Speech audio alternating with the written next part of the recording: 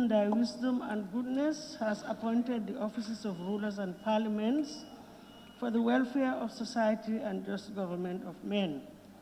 We beseech thee to behold with thy abundant favor us thy servants whom thou hast been pleased to call to the performance of important trusts in this land. Let thy blessing descend upon us here in this house assembled. Grant us that we may treat and consider all matters that shall come under our deliberation in so just and faithful a manner, to promote thy honor and glory, to advance the peace, prosperity, and welfare of this country, and of those whose interests thou hast committed to our charge. Amen. Thank you. Good morning. Please be seated.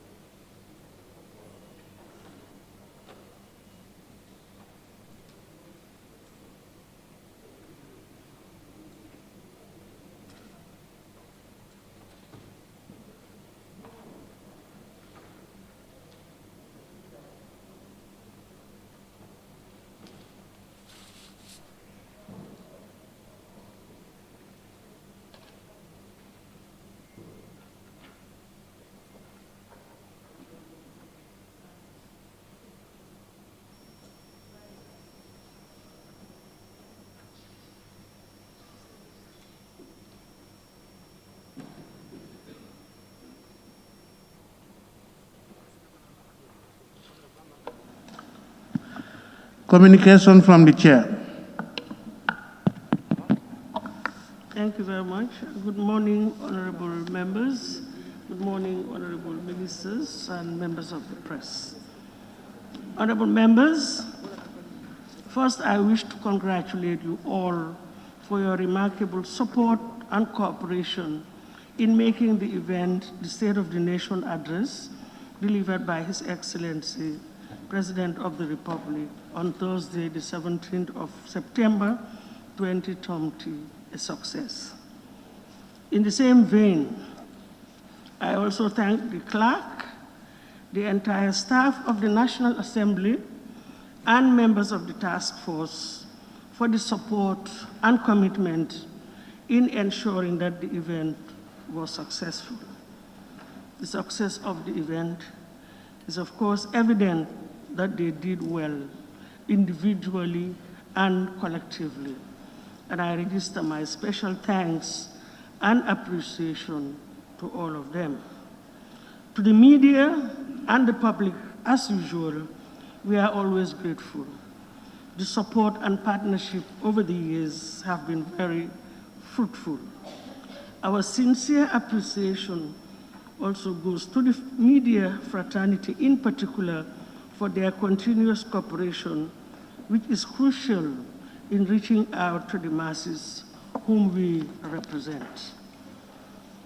Honorable members, before we commence the debate on the State of the Nation Address 2020 delivered by His Excellency, the President of the Republic, on Thursday, the 17th of September 2020, the Assembly will, as a matter of procedure, provided for under Clause 14 of Clause 2 of the Standing Orders, first consider the third reading of this Women's Enterprises Fund Bill 2020, followed by a continuation of the second reading of the Constitution of the Republic of the Gambia. And on that note, thank you very much, Clerk. Can we proceed with the usual? Correction and approval of records of votes and proceedings of the National Assembly sitting of Wednesday, 16 September 2020. Thank you very much. Honorable members, the record of votes and proceedings of the National Assembly sitting of Wednesday, the 16th of September 2020 is before us for consideration and adoption. Can an honorable member please move that the said record of votes and proceedings be considered and adopted? Yeah, Honorable Member for Jara West. Thank you, Honorable Speaker. I rise to move the motion that the records of votes and proceedings of the National Assembly sittings of Wednesday, 16th September 2020 be corrected and adopted. Thank you. Thank you very much. Any seconder? Yes, Honorable Member for Jimara. Seconded. Thank you very much.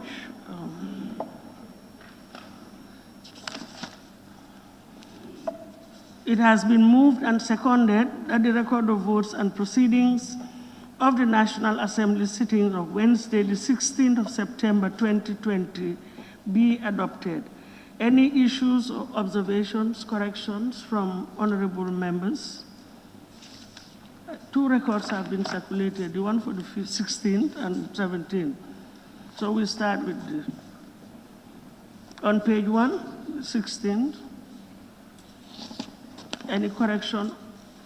You don't have a copy? Just address the table office and they'll provide you with a copy. Thank you.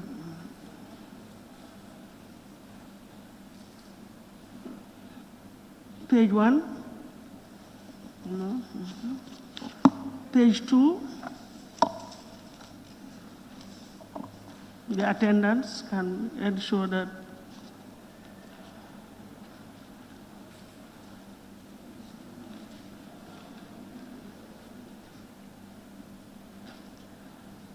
for your benefit, are you satisfied now?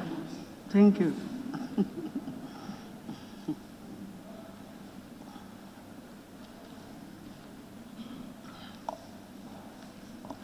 Okay, page 3. Yes, Fonyi Jarol. Thank you, Madam, for consistency purposes. My name Alhaj S. I don't use S as an initial, but the full Sankum, because S could mean any other name different from Sankum. So I would want them to maintain Sankum instead of writing S, please. Thank you. Thank you. Anything else on page 3?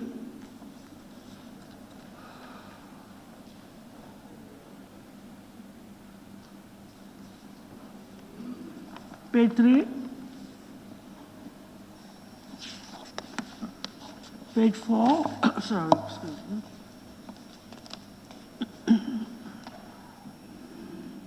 Page 4, Woolly East. You okay?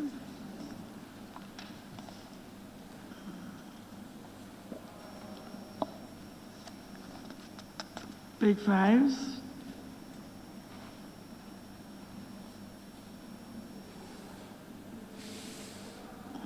Page 5.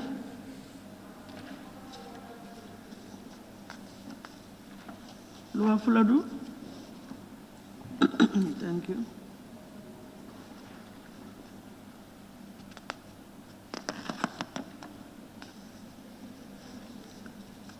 Page 6.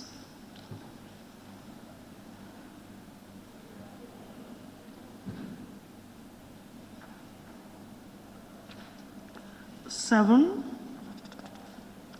Yes, Wool East. Thank you. On the adjournment, first line, the assemblies do stand adjourned. You put an ED there. You seen it?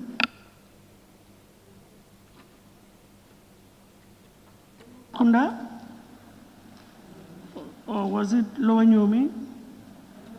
I saw a tag on my right-hand side. Okay, then. Adjournment.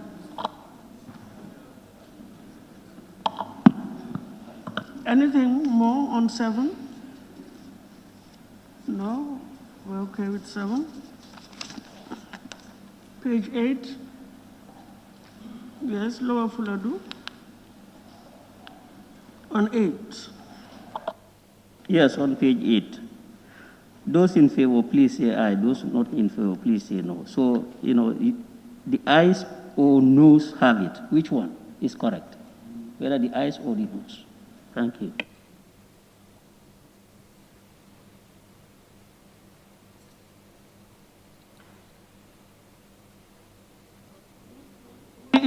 Are you okay? Well, the last paragraph, this assembly now stands adjourned. I think if we are reporting, we just said this assembly was adjourned, instead of repeating what you have said. He's just repeating what you have said. It should be reporting. The assembly stands adjourned. Didn't we adjourn till Thursday? I thought we said the assembly stands adjourned till Thursday. No, he's saying now. The assembly now stands. You understand? The assembly now stands. You are saying that at that time, but today, the assembly just stood. You understand? Yes, I understand, but isn't it correct that we are reporting what happened on that day? Yes, you are reporting. We are reporting what happened. No, I'm just asking, isn't it also the fact that this is a record, a report of what transpired on that day? Yes, I know. You know, you mentioned this assembly now stands adjourned. That's what you have said on that day. But when you are reporting now, you are not supposed to use now. You are mentioning today. This assembly was adjourned because it was done before, not now. You understand?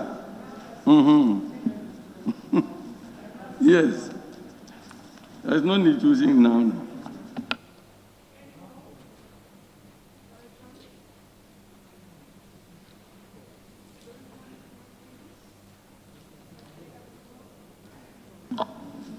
No? Okay.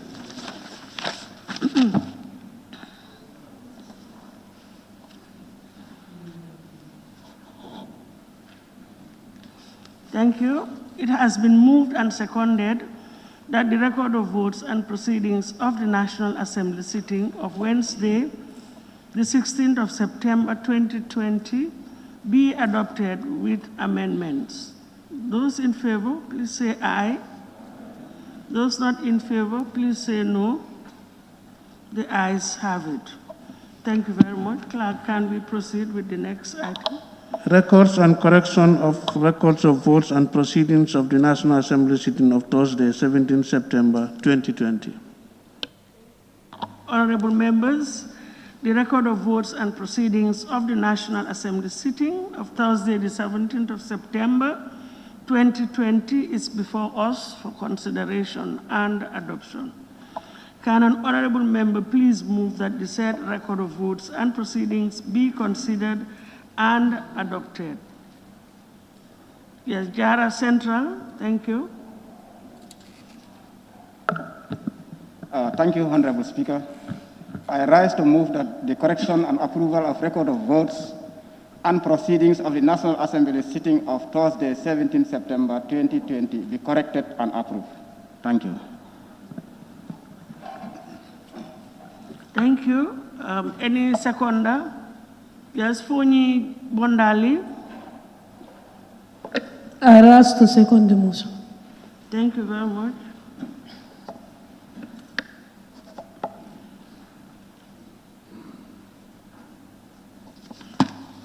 It has been moved and seconded that the record of votes and proceedings of the National Assembly sitting of Thursday, the 17th of September 2020 be adopted. Now, any issues or observations from honorable members? Question. The records have also been circulated. Yes, honorable member for Woolly West. Honorable Speaker, the names of members, are they written alphabetically or they are written helter-skelter? Because my name keeps on floating between 9, 30-something, 20-something. What is that?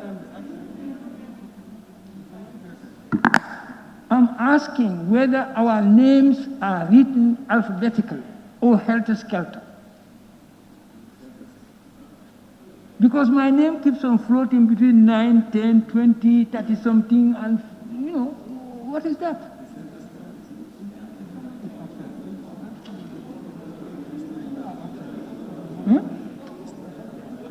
Well, they should. For consistency purposes, they should be reading alphabetically. Consideration, but I am being informed by the table office that we cannot be consistent because at the moment, we'll look into it as I said, but that honorable members come in, not everybody gets in at the same time. And I also see the table office clerks going around taking record of honorable members present. We've taken notes and it will be looked into. Thank you. Can you start? We'll start with page 1. 17th of September.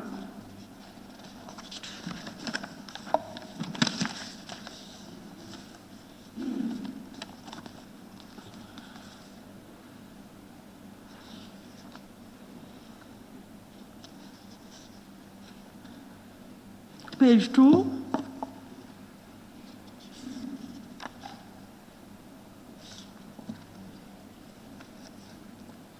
Honorable Member for Bakau, page 2. I'm taking you back to page 1. The Honorable Member for Joshua was not here on Thursday, and he is on the attendance sheet as present. It will be corrected. Thank you. That's 15. Honorable. It's number Speaker, 15. Speaker. Joshua? Yes. Thank you. Yes, Lower Salum. Thank you, Honorable Speaker. On the attendance, number 26, Suleiman Saho, Central Badibu, wasn't here. Honorable members, 2 honorable members, Lower Salum and Ilyasa. Usually I find it difficult to pick up your words, but not, it's okay, the table office has captured it. Thank you. Yeah. Thank you. Honorable nominated member, it was the same, okay. Any more corrections on page 2? Yes, Sabasanya. Yes, number 41, Alaji Hetso, was also absent on that day.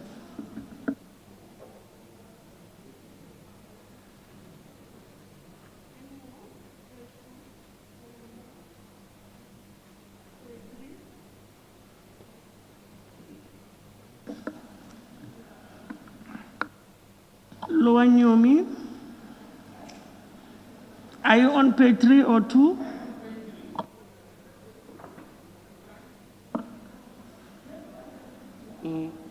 Communication from the chair. The third line of the paragraph. If I may just take a snap of it. The nation on the condition of the Gambia. It should be conditions. Conditions of the Gambia. We'll check the wordings of the Constitution. Thank you. Honorable Member for Jimara. Thank you very much, Honorable Speaker. I think Honorable Member for Fonyi Jaro raised something very important concerning about the way they wrote his name, Alaji S. Jamme, but then it should be Alaji Sankun Jamme for maybe next time. Yep. For Bakau. 3, where you have the following National Assembly member seat was vacant. I think page 3, yes.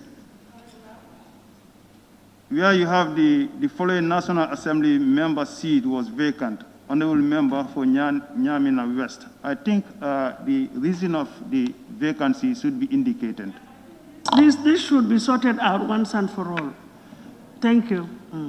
Because it keeps on coming up every sitting. Any more on page 3?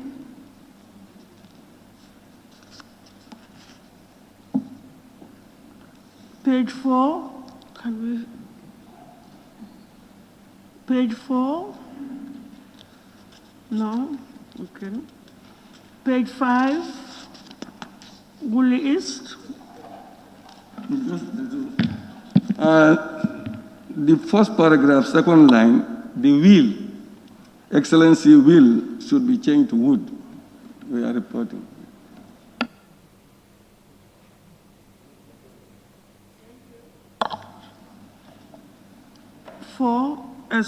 Page 5, continuation. Yes, Jara East. Thank you, Madam Speaker. Page 5, the last paragraph where you have, finally, the Honorable Speaker thanked the Honorable Deputy Speaker, Office of the Clerk, task force members, and all those who in their various ways contributed immensely to making the event a success, and pray that the Almighty Allah continued to bless and guide us all. Continued. Thank you. Honorable Member for Woolly East, I'm sure you will prefer this sentence to the previous one contained in the proceedings of 16. I said, I'm sure you will prefer this, where it says, Honorable Speaker, adjourn the assembly, instead of now. Yes.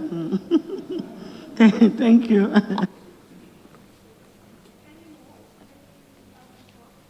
Members, we've also taken note of the observations, and they will be addressed in due course. Yes.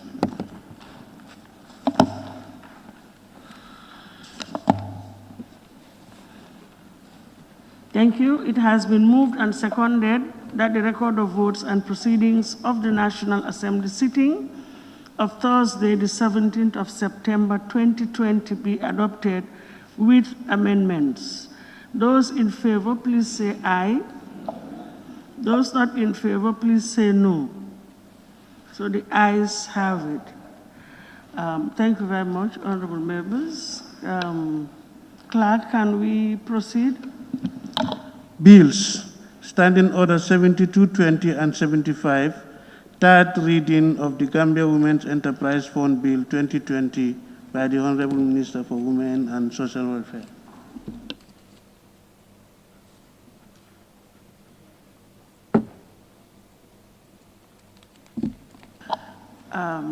Thank you very much. Honorable members will recall that the consideration stage of the Gambia Women's Enterprise Bill, Enterprise Fund Bill 2020 was concluded on Monday, the 14th of September 2020. Accordingly, today is appointed day for the third reading in accordance with Standing Order Clause 75. I will therefore now invite the Honorable Minister for Women, Children and Social Welfare to move a motion for the third reading of the bill entitled the Gambia Women Enterprise Fund Bill. Honorable members will recall that we had completed the consideration stage, and the bill was supposed to have been circulated, the neat version, which I hope has already been done, and everybody has a copy, because once it is passed, we cannot touch it anymore. But Honorable Minister, before I allow you, let me allow Honorable Member for Central Badibu, then maybe the chair will come. I saw your tag. Sorry. Concern is already addressed. They said it's in the pigeonholes. So I wanted to ask for the bill, the neat version, but they said it's circulated already. Banjul North. Thank you very much, Honorable Speaker. As you indicated, the neat version is supposed to be before us, but some consultations were done during the weekend to ensure that it is clean. It captures everything that was discussed and agreed by the whole House, Committee of the whole House. But I've still noticed some missing things, and I think it's important, as you've indicated, for us to do the corrections now before the Minister comes. If we go to page 7, and the advice also, when we have these things, it's important that they come and place it on our tables rather than pigeonholes, because I think that's the problem that most of them are having. some of them are not of the habit of going to their pigeonholes when they come in the morning. So let me go to page 7. Honorable, what I have suggested to the table office, I'm sorry, the office of the clerk, that I think it is only fair that in future, after these amendments are done, at least we give 2 days to enable all the corrections or amendments to be adequately captured. But I think half a day is really too short to ensure between printing, because you may print and observe that there are still further omissions and which need to be corrected. So I don't know under this present situation whether it would not be better if we push this or adjourn it and allow everything to be tidied up, because in any event you need a clean version as agreed between the ministry and the committees. That's just my proposal because I didn't know. For me, I thought that everything was tidied up, you know. But we are being told that there are still some issues to be tidied. And we thought we had finished the committee stage. But there were some omissions, not captured here, but discussed at the committee stage. Am I right? If I get you, Honorable Banjul North? No. Well, these are just, one can call them minor. The missing ones were, like I said, in our consultations, we are taken up and then factored in the final document. But these are just numberings and some wordings in terms of, yes, formatting is part of it. But I don't know whether other members of the committee would want us to defer it to tomorrow, or we proceed with it today. But for me, it's not a problem. I think we can proceed with it if they don't. Well, the committee members are here. You have the co-chair is suggesting that we move it for tomorrow. Be guided by your observations or your advice. Or... Yes, honourable member for. Yes. Thank you, Honourable Speaker.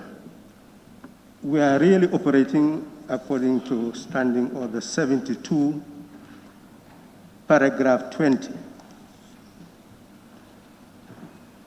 that when a bill has been amended at consideration stage, the whole text of the bill together with a revised memorandum of objects and reasons, amendment shall, if practicable, be printed. But if this is not practicable, the text of every clause or schedule amended and every new clause or new schedule added shall be printed, published, and circulated to members in advance of the final stage.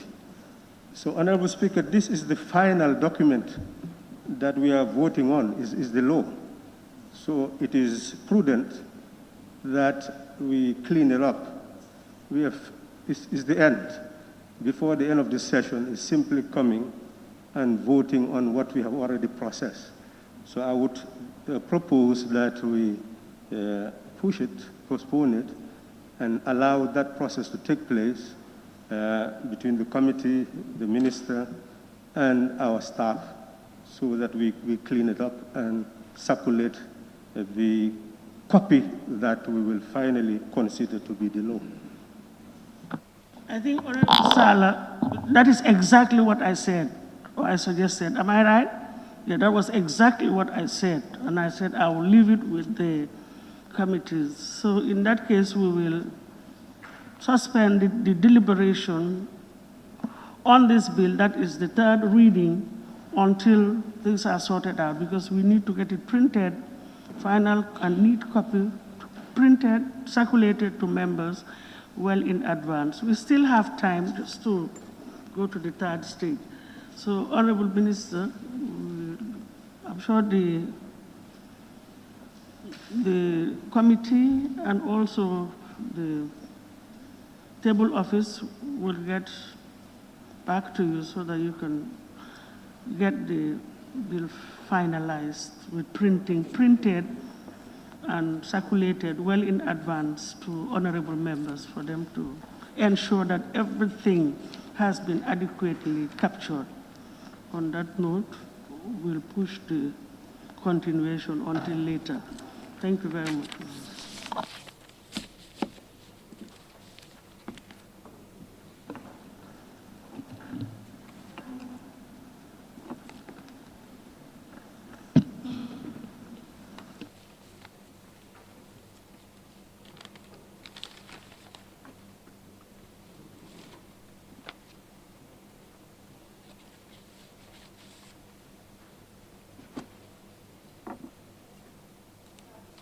Yes, Clerk, can we continue then with the next item on the Yes. order paper? Bill, Standing Order 67-1, second reading of the Constitution of the Republic of the Gambia 2020 Promulgation Bill 2020 and the general merits and principles. Thank you. I just wish this is a continuation. Honorable members will recall. Yes. Honorable members will recall that the second reading of the Constitution of the Republic of the Gambia 2020 Promulgation Bill 2020 was done on Wednesday, the 16th of September 2020, and the debate commenced then. Today, we will continue with the debate on the general merits and principles of the said bill. Therefore, in accordance with Clause 67, Subclause 1 of the Standing Orders, I will open the floor for continuation of the debate on the general merits and principles of the bill. And any honorable member who wishes to take part and whose name was not recorded can raise his or her constituency tag, and I will do the recording accordingly. But before giving any honorable member the floor again, I wish to strongly emphasize or lay emphasis on Standing Order Clause 67.1, that the debate shall strictly be on the merits and principles of the bill. And I will not hesitate to call to order any honorable member who deviates from this. For now, we are not debating the details of the bill. And furthermore, after the debate on the general merits and principles, a vote shall be taken on the second reading as required by Section 2262B and 4B of the 1997 Constitution. A vote of not less than 3/4 of all members is required before the bill can proceed to the next stage of the process. This is a constitutional requirement for all honorable members to kindly take note. And on that note, thank you very much. And I'll, as I said, open the floor for continuation. I already had a list, so I want to continue from where we stopped. Yes, I've noted Fonny Brefet. I just want to confirm whether you were originally on the list.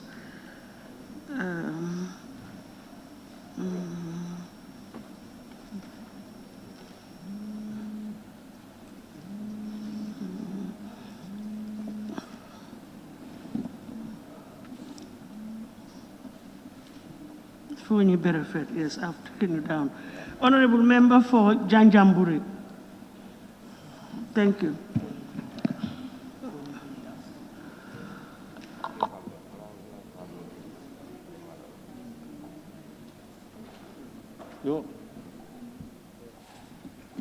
Can I continue? Thank you. Thank you, Madam Speaker, for giving me the floor. I just want to remind or can I remove the mic? The mask? Okay. I just want to remind myself and remind my fellow National Assembly members one of the reasons why the entire Gambia decided to go in for a new constitution. First of all, if I stand here today and hold this constitution, I don't think I'm holding the right constitution, because this has been doctored more than 50 times. So this is not the right constitution. Secondly, Willie West has said it here, that in this constitution, the Gambia was not defined. So there are a lot of salient issues that are not in this. And at the time of when the act was coming to this parliament, I don't think there was anyone here who would have gone against this constitution. Madam Speaker, we are informed, according to the report, that the process they took, that we asked them to do, because the act was approved by us here. So in other words, we asked the CRC to prepare this document. And how did they do it? They informed us that they went according to the act, which was prepared by the executive and sent to us for approval. They informed us that they had 263 focus group discussions all throughout the Gambia, which involves more than almost 8,000 people individually. And a lot of processes that are all mentioned here.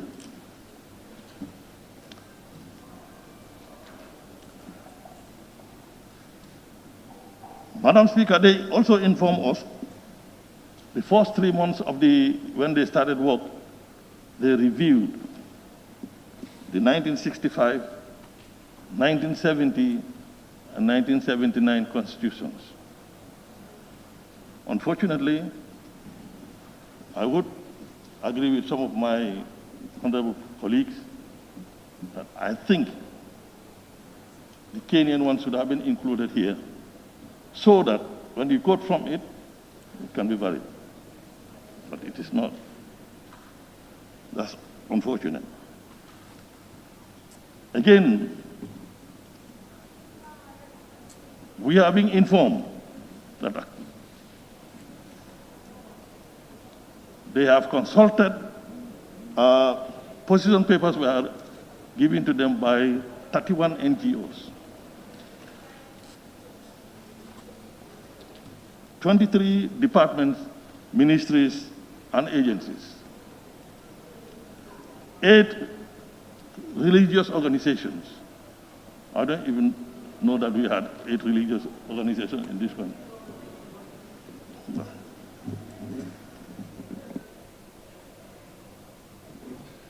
Okay, you want to observe? Yes, I want to make just clarification. I don't know whether you remember.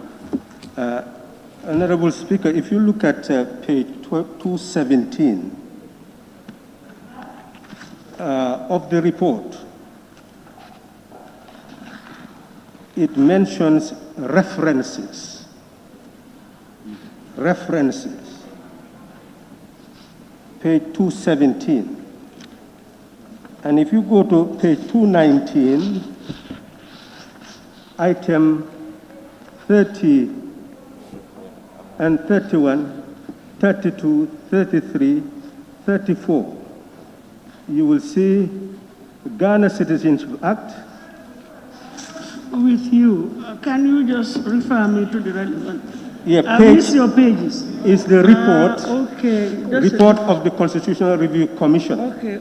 On The the one draft. that I have is the, I'm using the gazetted copy, that's why. Okay, no, not the copy itself, but the report.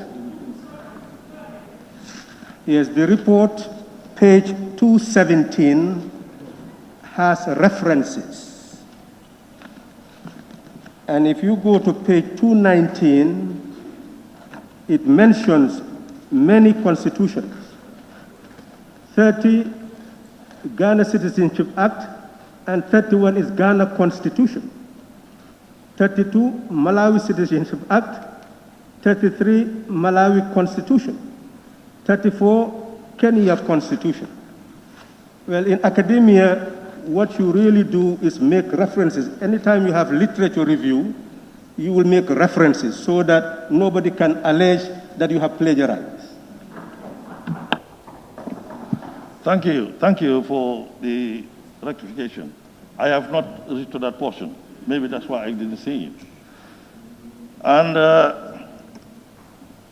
we are informed that 10 international governmental organizations put in their position papers. 98 individuals, which any one of us could have done. In fact, I want to say this, Madam Speaker, that National Assembly members had the opportunity to have met with CRC on numerous occasions. I stand to be corrected, but I think they had meetings in every district of this country. And some of us here had more than one district in their constituencies. So the opportunity to have met them was numerous, but we did not. The National Assembly was consulted through the right committee, and I think, if I'm right, they sent in their the position paper.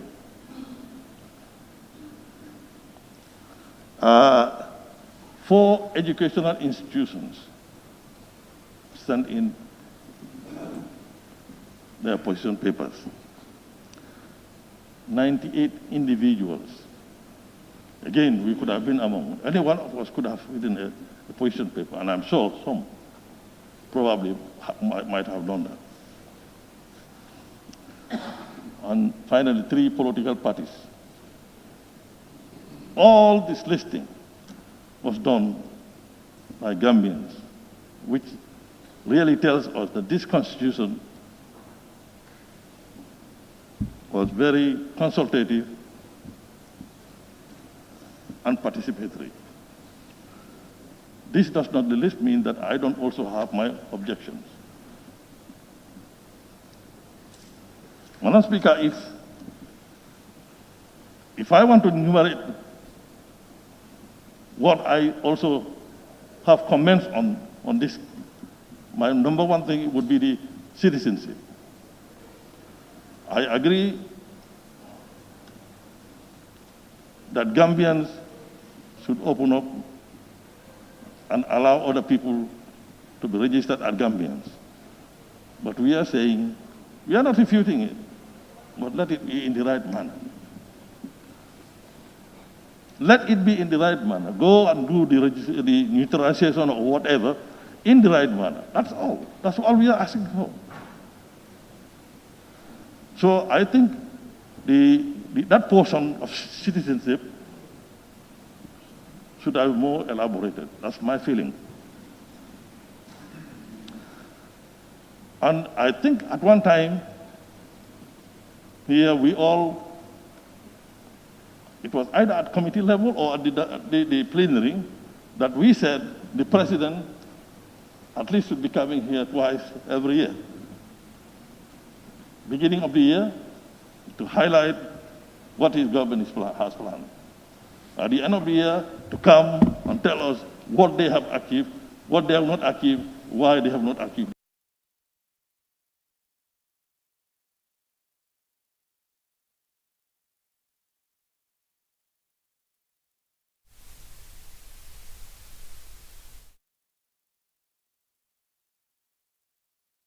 Humble opinion. that where you have term limit for president, for National Assembly, for councillors, the chieftaincy is left wide open. If you elect a 20-year-old as chief, and supposedly he is to live for 100 years, he will be chief for 80 years. And we have seen numerous times where chiefs are not functioning. They are sick in their room, and their kids are running the affairs of the district. We have seen that. So it's my other belief that the chieftaincy and the alcalship should also, for democratic purpose, have term limits. And we were all happy that certain appointments should be coming here for vetting. Yes, under normal circumstances, this is what is happening in a lot of countries. But it is my feeling that if the president selects somebody, nominates somebody for the National Assembly to approve, I think the National Assembly should also be consulted when he is being dismissed. Not to take permission from them, but at least give them the reasons why you are dismissing that person. But that is not there. It's also not in the Constitution. And finally, the commission reports. Commissions are, the acts are being approved by this National Assembly.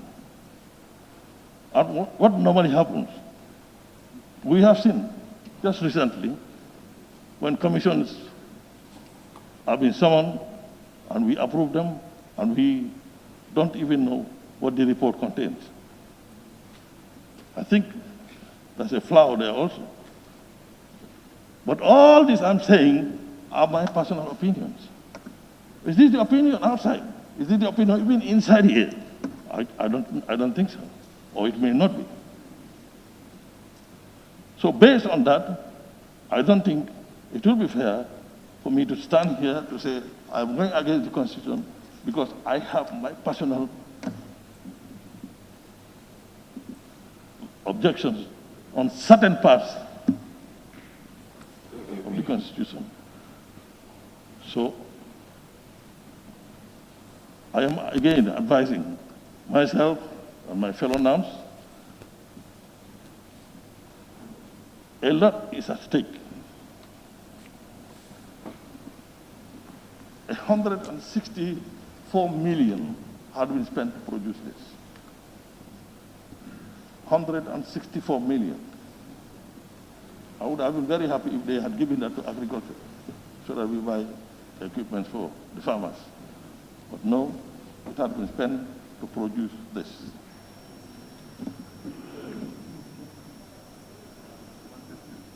$115. No? 1.6. Okay, let it be 100 million. Let it be 100 million, not 160. 100, let it be 100 million. I think 100 million plus the time and the energy spent on this. I was thinking, probably if anybody is to object to this, it should be the people themselves. The people who were consulted, the people whose ideas are in this, should be the people who would say, yes, we disagree, because this is not what we had agreed when you came here. So we are rejecting it. That's my humble opinion. Today, after these debates, the onus is left onto us. If this passes,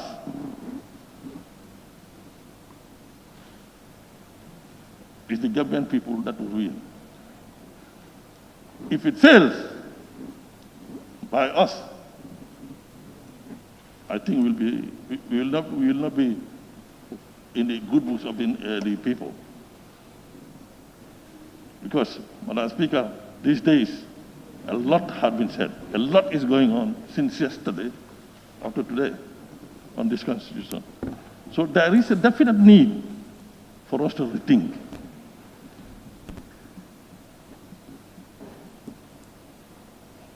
This Constitution, if it comes to, even after the referendum, any portion of it that you don't like, you can bring it back to the National Assembly to change it. It's not a Bible, it's not a Quran that you can say you cannot touch it. So this is why I am appealing to my fellow nouns. Let's reconsider our positions. Yes, there are one or two things that we may have objections on in this Constitution. But we must always remember that it is your personal opinion about it. And your personal opinion, if it does not coincide with what was told to the CRC when they went to the people, I don't think the CRC would do a good job by putting your personal opinion here and leaving out the opinion of the people.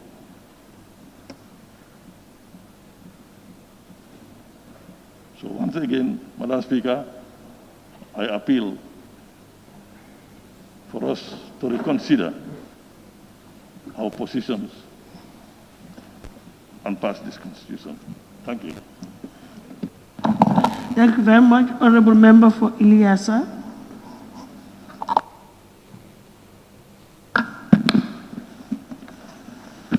Thank you very much, Madam Speaker, for giving me the floor. Before I'll go further, we have heard or you read and we hear so many opinions from CRC. So now what we should do now is to establish facts. That's what we should do. Madam Speaker, when I read this Constitution, I did draft. I was highly convinced that this is one of the best constitutions forever. And Madam Speaker, I was very disappointed to hear that most of the NAMs were saying that this is a common copy. Madam Speaker, let them I'll ask them. And also, I'll inform the National Assembly that there was only one original, which God had created, that's Adam. The rest were common copies.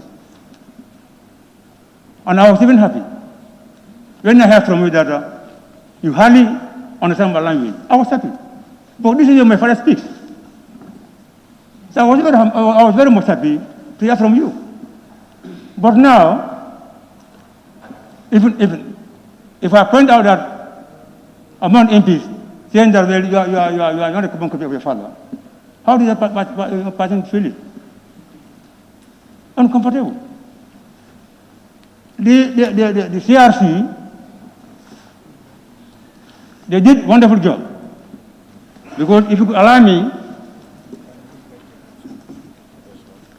if I refer you their report, page 32 of the report, if you could allow me to read. 97. The CRC, they have contacted about 874 people, took part face to face. And out of that, 818 individuals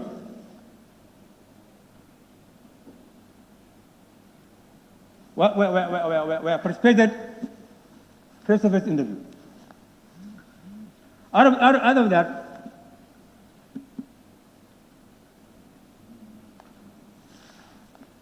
56 individuals volunteer to go and see CRC to express their view. So, that being the case, Madam Speaker, to be quite honest, this constitution is not for witch hunting for anybody. Because the people who vote you in were asked by the CRC and they told them their view. And this is where they want them to govern them. The people who vote for you. They want them to govern you the way, in a manner, CRC has collected from them. So there's no reason why people are saying that this is a common people from Kenya. It's even safe, it's under shame. You can't be perfect. When you're on election, Madam Speaker, you collect ideas from people. From there, you'll be able to govern people. Otherwise, you're going to be a good leader. Madam Speaker, I have no doubt on this constitution. Only few remarks that I will point it out during the committee stage, that the rights that of women, and qualification, and nationality, and time limit. And Madam Speaker, I think it is not even necessary for us to debate on time limit. Let's try to recall the past.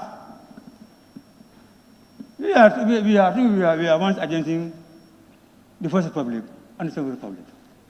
Because of what? Overstay. So at least to punish yourself, Madam Speaker, and to be godly, and to punish yourself, and to be sincere, Madam Speaker. If you are here to, for the interest of the nation, not for your own interest, at least you should accept inclusive, Madam Speaker. May I remind my fellow citizens, during that 3 years demonstration, they were not succeeded simply because the Constitution says that the president should stay for the 5 years, not 3 years. That's why we are unable to stay at this time. Let me remind these people again. Why is this man, the ex-president of Nigeria, Jonathan, only served for only 4 years? And he's the highest ex-president in Nigeria. About Nelson Mandela. After serving for about 26 years in jail. But he was there to fight for freedom. But why my question is, why are they even greedy? Holding for about 15 years. Why? And on my final note, Madam Speaker, I aspire to Holy Quran as a pure Muslim. If this constitution is failed, the United constituency and myself, I'll point my finger to the President. Honestly speaking, if this constitution happens to fail, and they will enjoy it as everybody, it's this year. Because according to speak, what I heard, we talk about the election, but there was no emphasis on this constitution. And then that might stand. It's one of the best constitutions so far. My point is that it's women's right. I will talk about it later. But before I take my seat, Madam Speaker, if the National Assembly members refuse to endorse this constitution, the future will tell. Thank you very much. Thank you very much. Honorable Member for Funi Jarol. Thank you very much, Honorable Speaker, for giving me the floor. If I'm to start first with the issue on the table discussed, I would say that this is a conspiration against the 1997 Constitution, and which, may I assure you, that it will not work. Okay. Honorable Speaker, going through the document, with consultation with my people, who through them I am here as a National Assembly member. We went through the document, and what we came out with is that there are many irregularities, many loopholes that needs to be looked into for whatsoever. You know, we cannot be fooled twice as a country. I mean, we have to be very careful. It is this 1997 Constitution that has made you and I and the President to be what we are today, because we all sworn, we were all sworn to it. And up till date, it is that document that the government is still functioning on. So, while you repeat, we can make amendments, go through into some of the necessary or unnecessary things that we think are not fit to be there. We may change.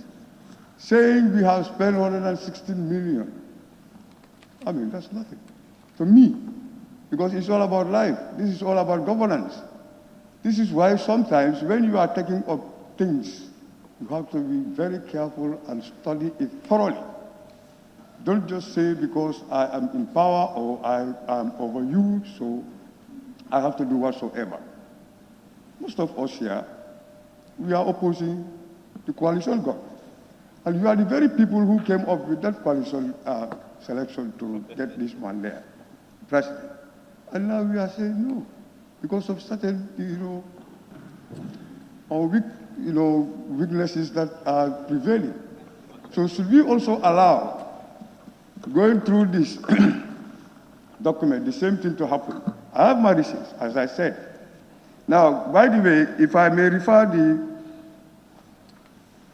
and if you may allow, at least 10% of candidates for election to the National Assembly are youth.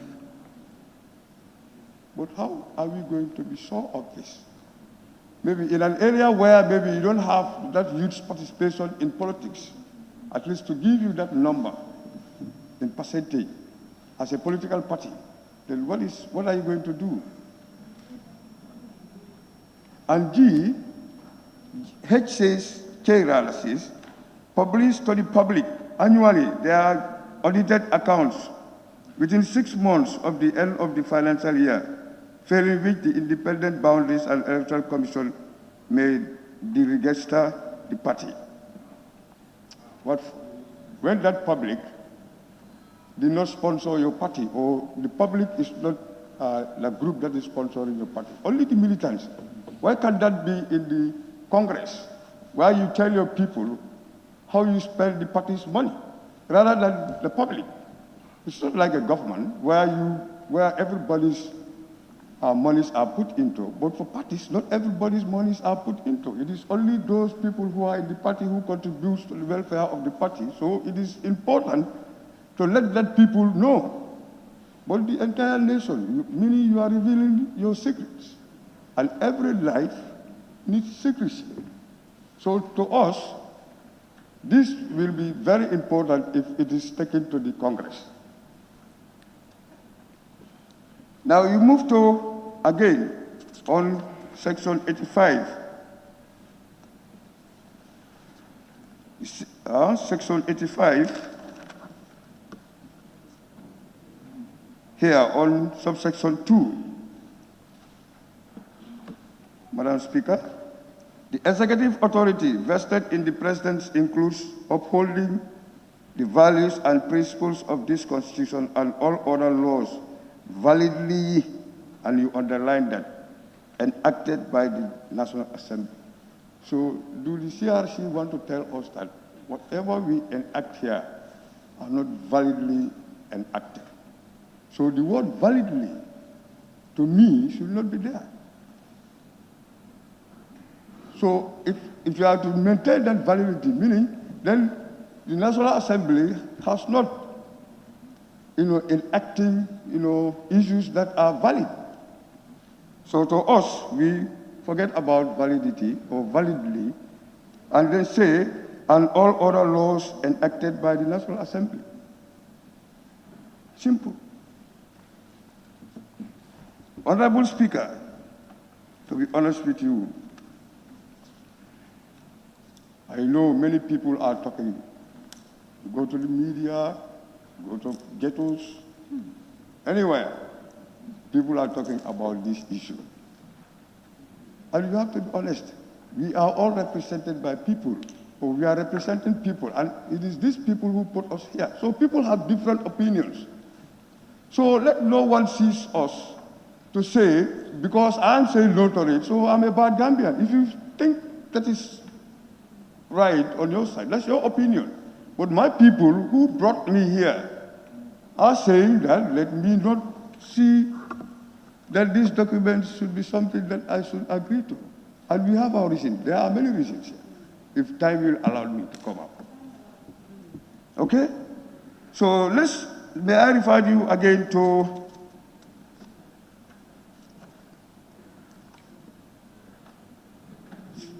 Section 89, subsection 2, which reads, the address by the President shall relate to matters concerning the state of the nation and may include previous, current, and future policies of the country. May. So it is not mandatory. He can say what has happened past or not. And we would want to know what the President has been doing in the past. Because that present situation, you are telling the people what you have done, what your achievements are or were. But now if you say may, that is not mandatory. He may, or he or she may, or may not. So, but if you should say shall include previous, which is very true, shall include previous, the President should tell us what achievements, his or her government had achieved.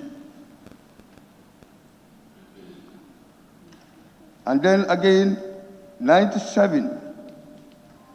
If we can go to 97, Honorable Speaker. Can you avoid the details for the time being?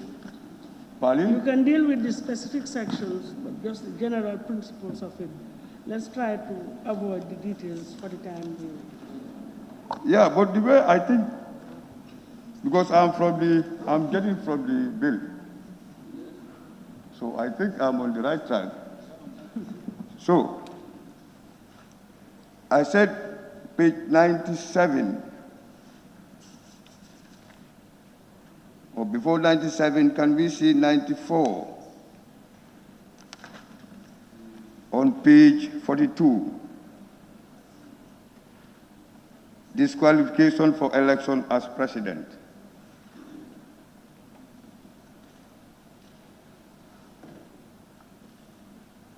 Let's see C and D. Our concern here is the gross misconduct.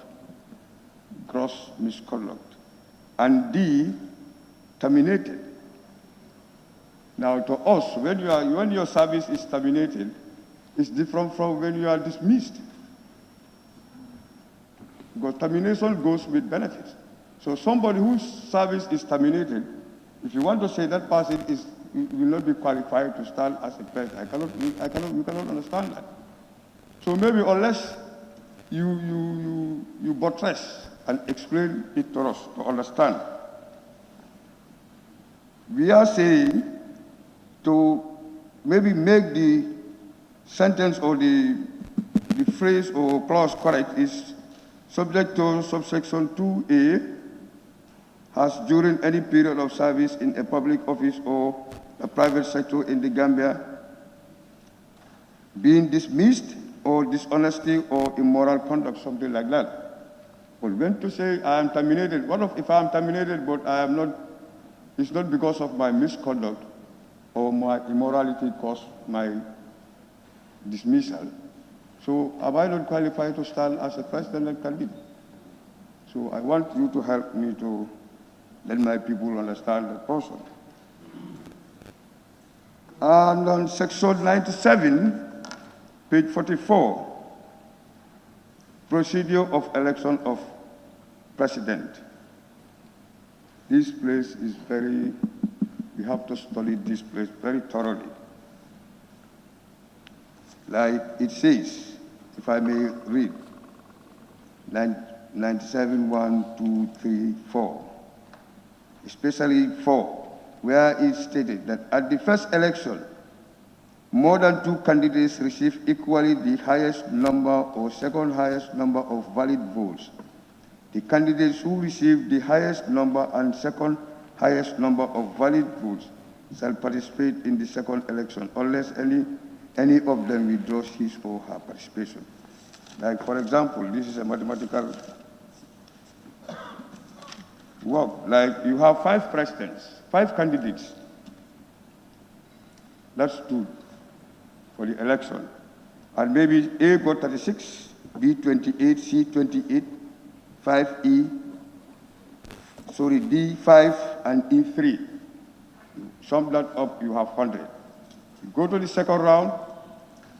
Now it is A, B, and C, because they kept bracket, went for the second round. And there you have 33, A got 33, B got 35, and C got 32. So here, by the Constitution, you should have 50 plus.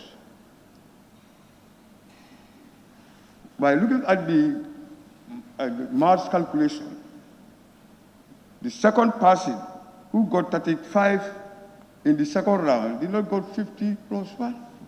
So I want you to explain to us, how is this man qualified to be the president when at the first round, the first got 36. There he is not considered. You went to the second round, and then you have somebody who got 35, and then man is chosen as president. So I want you to explain it to us to understand. Okay? And then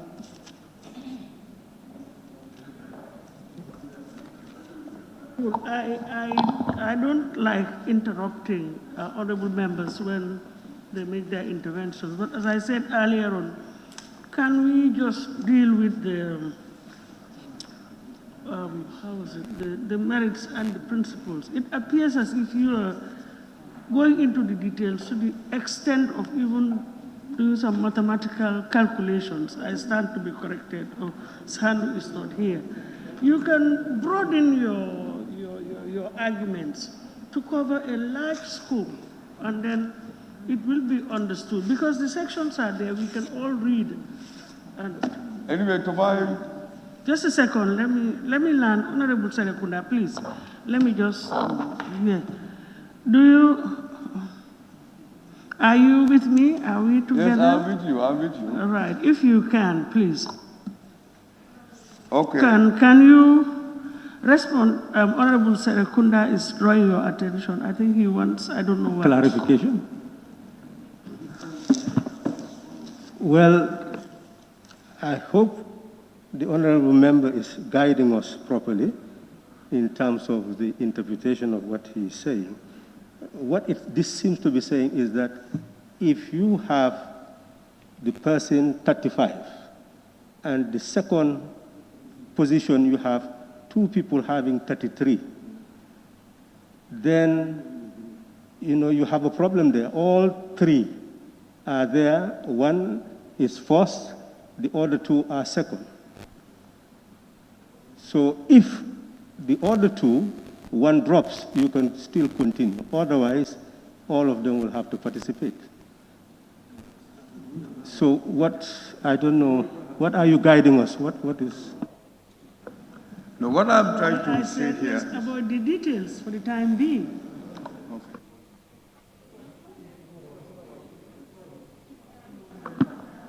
What I just want here for the minister to explain, for me to understand, is this is the calculation that I came out.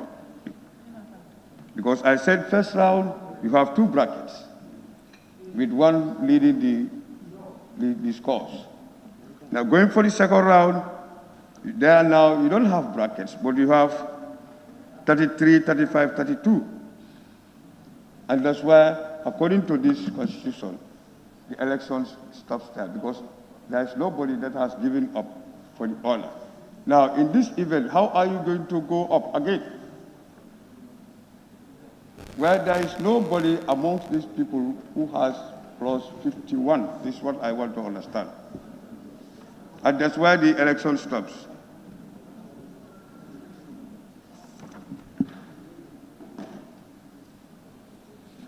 Are you following me? Yes. Yes. No, the minister. I'm not talking to...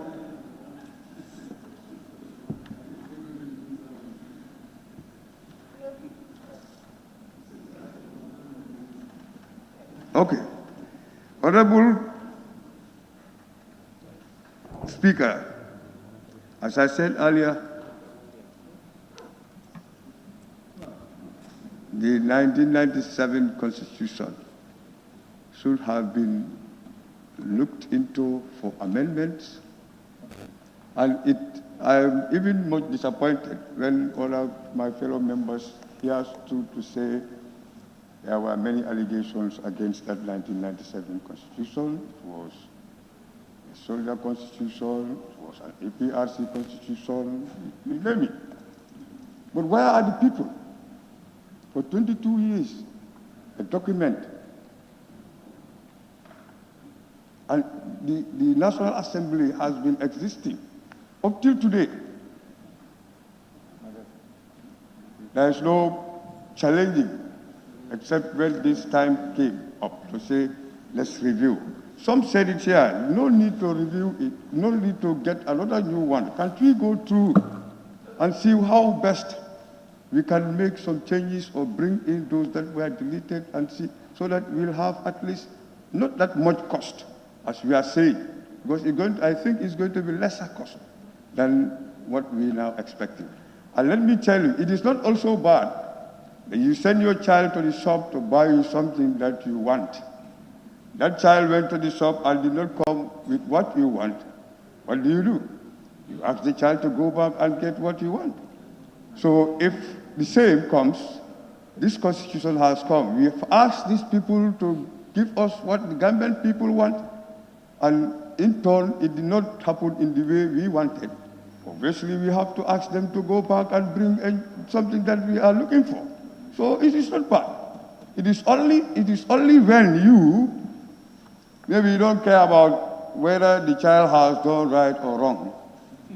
You don't care about it, so you will not worry. But for us, we've sent CRC to bring us or to give us as expected, and it is not done in that right way. So what do you want us to say? Go and redo it properly. We continue on our 1997 Constitution. We amend it, see how best we can put things together, because it is for the whole Gambia. I mean, for 22 years, it's not 22 days. And we have seen what they have been doing. So if that constitution, it is the people, in fact, what I sometimes say is the people who face the constitution, not the constitution that fails the people. Because we are the people who do the works or the instructions of the constitution. So if we fail to do so, then it means we are failing our own selves. So this is what happened. And let people not fear. Because others would say, yes, if you retain the 1997 Constitution, Babil Mansa will come, and when that happens, many people will run away. Who is Babil Mansa? Who will make people to run away? Is he not a human being like you and I?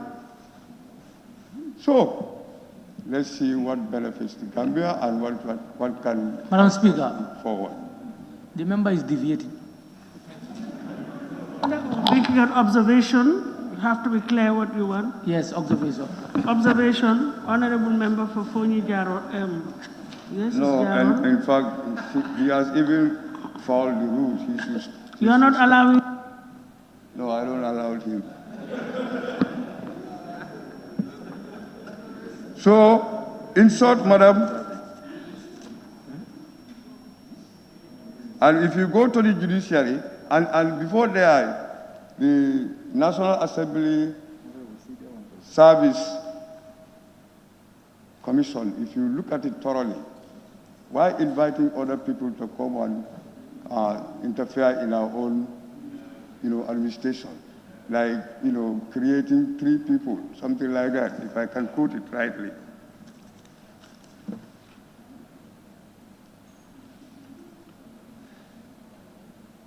Getting some 2 females to be part of the commission. And if you look at the judiciary, the judicial commission, they are comprises of mainly of they are all judicially minded people. Are those not details?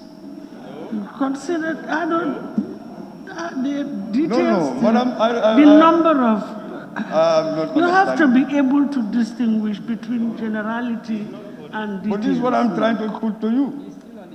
But then I'm only just, if you don't want me to give my consent, well, I mean, I don't know then what kind of a democratic system is this.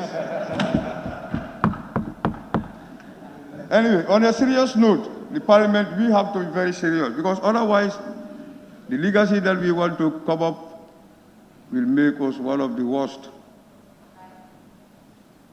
parliament so far. Since from the creation of parliament in the Gambia. So we have to be very careful and be very honest to our people. This is the opinion of my people, that this 2020 constitution is a conspiration, is conspiracy constitution against the 1997 constitution. So it will not work. And you underline that it will not work. So I thank you. Honorable Member for Funi Berefet. Thank you, Madam Speaker. Berefet, you're quite right.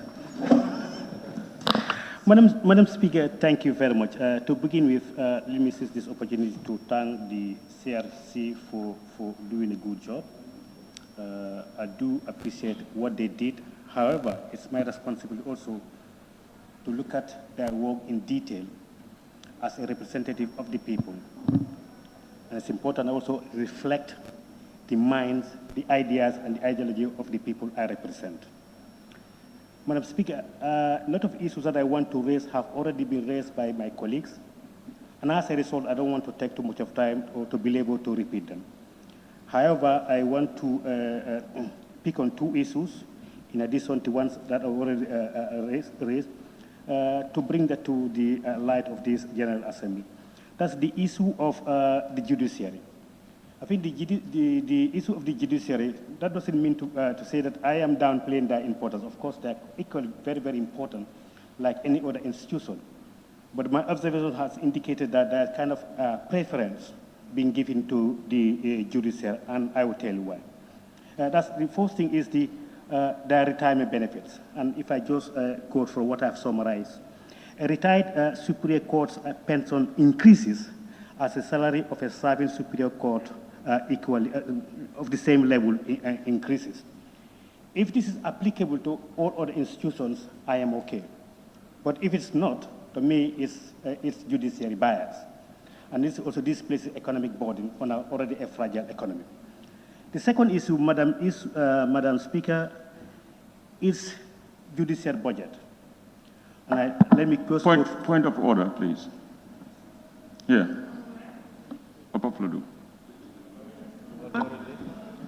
Can you, sorry, quote the relevant? Yes, unless I am not. Point of order. Which okay, authority? Point of order is okay. Just quote your relevant section 23. And go ahead and Clause 23 of the standing orders. Madam Speaker, no, unless I am not understanding, members are going into clauses of the Constitution and trying to lay their concerns. If that is the case, we cannot stop anybody from going into the constitution. Observation, Madam Speaker. And I am on a point of order. Point of observation. No. Honorable members, Point of observation, Madam Speaker. Could he refer us to the relevant point, please? No. What is the relevant provision or Honorable clause? members, please, I can assure you that I will try to conduct only one session. Honorable Speaker, we're asking for the... No, I'm not going to entertain. We are not going to have two sessions. Neither are we going to have dialogue. Honorable members have the right to intervene, but let us do it procedurally. We cannot be shouting from one side of the assembly to the other, talking at the same time. In fact, it's not even permissible. Exactly. We cannot do that. So let us exercise decorum. Anybody who wants to raise an objection, a point of order is entirely at liberty to do so. Just cite the relevant provision. We will see if it is applicable or not. I have cited Alternatively, if it is an observation, if the honorable member who is on the floor allows you, fine, we will proceed accordingly. But what we should all avoid as responsible and matured honorable members, let us not be interrupting each other. Thank you. We can all listen and see if we are on course. If we are not on course, you just raise an objection. Exactly. It's as simple as that. Thank you. But before you proceed, can you just...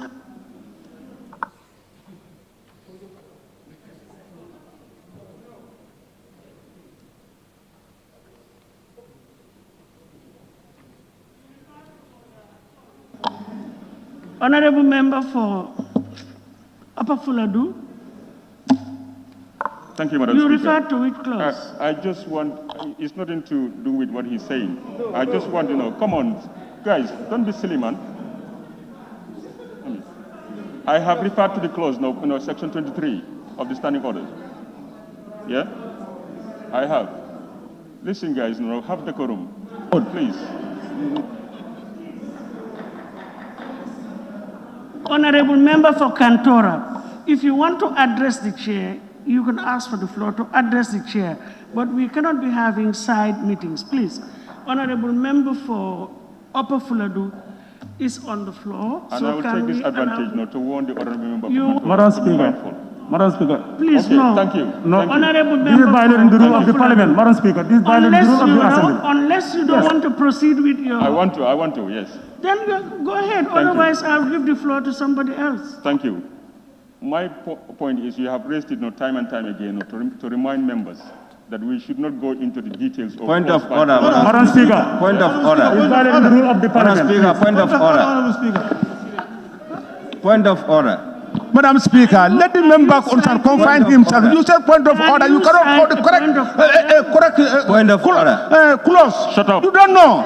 Shut but up. you don't know. You sit down. Don't try to be here to disturbing people, distracting people's attention. Madam Speaker, that cannot be continue entertaining.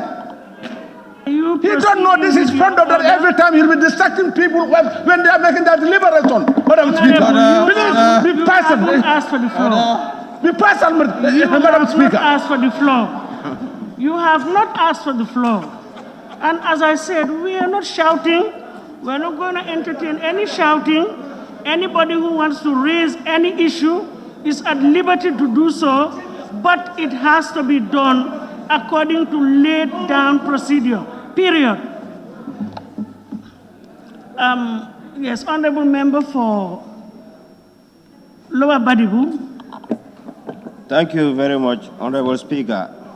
I rise on a point of order on the standing order 18th. Any member deviating from these standing orders. That 18, these standing orders may be immediately called to order by the Speaker or by any other member. Rising on a point of order, a member rising on a point of order in accordance with standing order 32(1)A, permissible interruption, shall direct attention to the point he or she desires to bring to notice and submit the same to the Speaker for decision. My point of order here is, the honorable member for Upper Fuladu raise a point of order without directing to the assembly to the point of order he is talking about, to give us the benefit of the doubt. Which point of order It's taken as abandoned. Period. It's taken as abandoned. So we are proceeding. Who was on the floor? It's very simple. Sort it out. He did not proceed, so it's taken as abandoned. So, Honorable Member for Fonyi Berefet, can you continue? Thank you. Thank you very much, Honorable Speaker. Mbitang, calm down. Calm down. Let us proceed. Thank you very much. Now, I will again, please, I'm appealing to honorable members. Let us all exercise patience, please, and decorum. Everybody has a right to intervene. The relevant section has just clause has just been cited by Lower Badibu. If you have a point of order, just raise it, direct it to the chair. It will be addressed. If you want to withdraw, fine. If you have an observation, you can ask for permission. If it is granted, you proceed. If not, that will be the end, and we proceed. But we cannot be just raising our voices at the same time, everybody. We will not hear each other even if we all want to speak at the same time. It's just an appeal, please. Honorable members, let's exercise decorum. Yeah, Berefet, please, thank you. Madam Speaker, thank you very much. It is very important that if members to listen to one another so that we can get the sense of what people are making, that will enable us to make headway.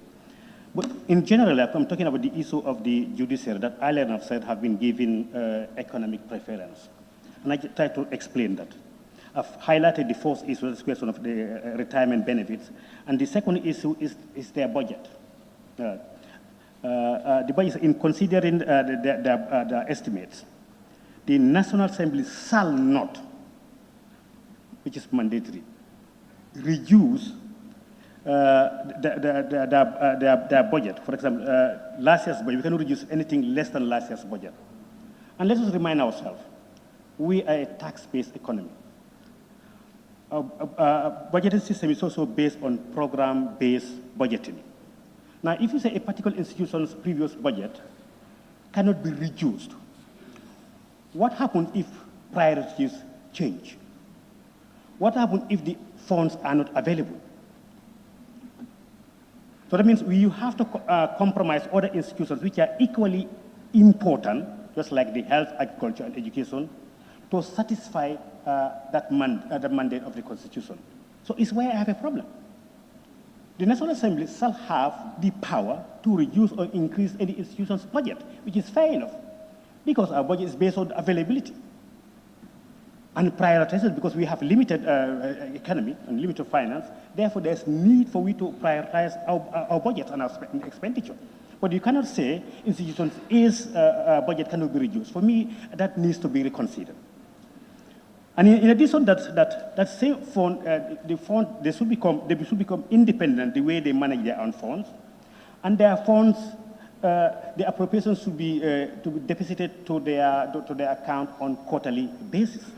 Emphasis shall be deposited into their accounts on quarterly basis. That takes us to the same issue. What happens if funds are not there? If funds are limited, it means do we have to take from health to satisfy that constitutional mandate? Is where I have a problem.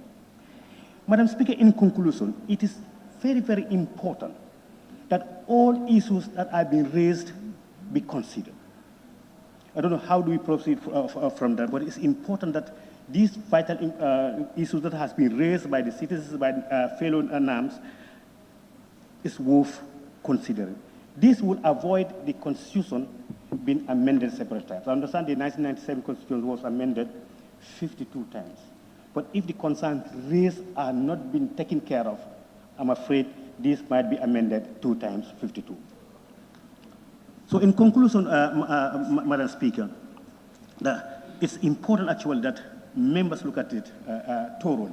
And that's not just to say, if a particular member objects the passing of this bill, that doesn't suggest that he or she did not make any consultation. It is our responsibility, hence we are people's representative, to make consultations with our people. And for me, I'm not quite sure whether all have done it, but for me, in passing, I have done exhaustive consultation with my people. and they have come up with certain issues. Earlier I said I don't want to proceed because some of those issues has been highlighted by previous speakers, so I don't want to prolong the discussion and take much of the Assembly's hearts. The issue of constitution has been mentioned over and over by members. That also needs to be thoroughly looked into to avoid what had happened in other countries. I think history has indicated that in Ivory Coast previously, there was a problem like that. So it's a very, very sensitive issue that we need to look at critically. And to sum it up, Madam Speaker, as I said, actually, it is important, finally, that let us take note of all these issues raised. And also let us respect each other's opinions. Now, signing the follow-up of the national to say, I found a group of members who are trying to advocate to fail the draft constitution, let not pass second stage. It is your responsibility to convince. Because as a National Assembly, what you could do is to convince others. Well, you can't avoid people from speaking their minds. Perhaps some people are not very well informed. If you approach them and try to speak, you may convince them. But failing to do that by speaking aggressively will yield no results. So it's whether we respect each other's opinion. If you want to make a headway, Madam Speaker, I want to thank you very much. I beg to take my leave. Thank you very much. Honorable Member for Jimara. Thank you very much, Honorable Speaker. I think mine will be the shortest. I will also join my colleague to thank the CRRC for a job well done. Honorable Speaker, as at now, I didn't make any decision whether to vote yes or no. I want to make it very clear. I didn't make any decision to vote yes or no until my concerns are answered by the Honorable Minister. And those concerns are, Honorable Speaker, the CRRC make a consultation in most of the regions and constituencies, including political parties. But then I have gone through the final draft constitution. Most of the issues raised by the people and the political parties are not put in the draft constitution. And my question is, will it be possible, Honorable Minister, to put those issues which was raised before we adopt it in the National Assembly? Honorable Speaker, I think those are the things that I have. Thank you very much. Thank you very much. Honorable Member for Sabasanjal. Great. Thank you very much, Honorable Speaker. Let me begin by thanking everybody and recognizing the presence of the media and everybody here. I also want to register my sincere appreciation to the efforts of the CRC. They have taken a daunting task to come up with such a constitution. Madam Speaker, however, I will just state as some other people have stated, but I have a series of concerns about this constitution. I may not exhaust all what I want to say or all what I observe, but I will select few among them, and I would like some clarification on them by the Honorable Attorney General, and there I will draw the curtain. Madam Speaker, first and foremost, I want to talk about the separation of power. The essence of democracy is the principle of separation of power and good governance. And I think we are all dreaming that fundamental system. Madam Speaker, when I look at the draft, I don't see any power being separated from the different arms of the government.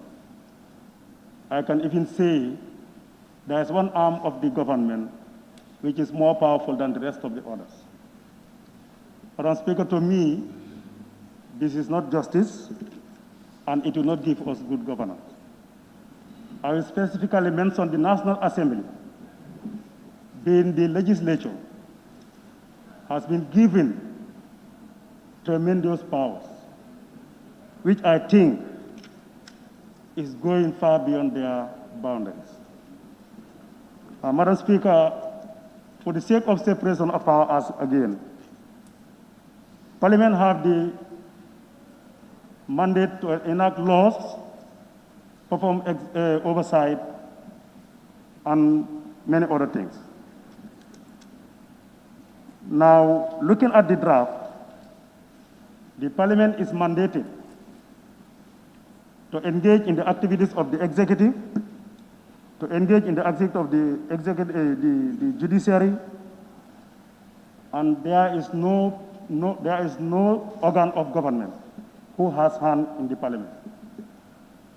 What type of separation of power is that? So I am really doubt if we go by this, we are inculcating or we are bringing a dictator to Parliament. Today I am a National Assembly member, but tomorrow who knows whether I will be. Therefore, Madam Speaker, I strongly, in the most strongest term, condemn National Assembly participating in the affairs of the executive. And I don't want to go into detail, but these are found in the Constitution, in the draft, and because of that, I am really down. Honorable Speaker, the other arm, which is also given a tremendous power, is the judiciary. If you look at the judiciary, they are equal as all other public, officers. Of course, they are independent body. By the nature of their function, their job, actually, the way they operate should be different from other organs. But the state should treat all officers equally, especially in terms of retirement, in terms of remuneration, and many other things. So, Madam Speaker, what I saw, or what I see in the draft, the judiciary is given a power or given, I don't know how would I even describe this.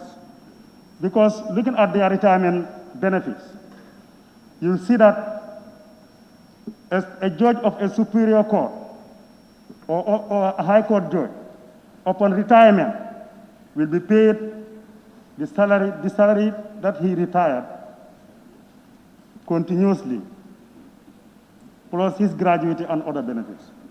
And this does not apply to any other public officer in the country. And Madam Speaker, the 1997 Constitution denied this Parliament to make a law or to enact a law that will separate or that will discriminate the public officers. That is one fundamental thing I want to mention. Madam Speaker, going away from separation of power, Madam Speaker, I have another concern regarding the civil service again. And that is in section 27. Section 27 of the draft. Madam Speaker, no public officer should engage into any gainful employment if you are employed by the state. Madam Speaker, that law, I cannot subscribe to that. I have to make that clear. Because if you look at the Gambia, even the University of the Gambia, a good chunk of the lecturers there are part-time lecturers.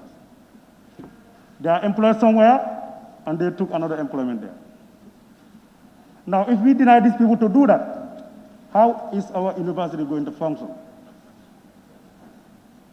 Now, if you go to the Gambia College, the same thing.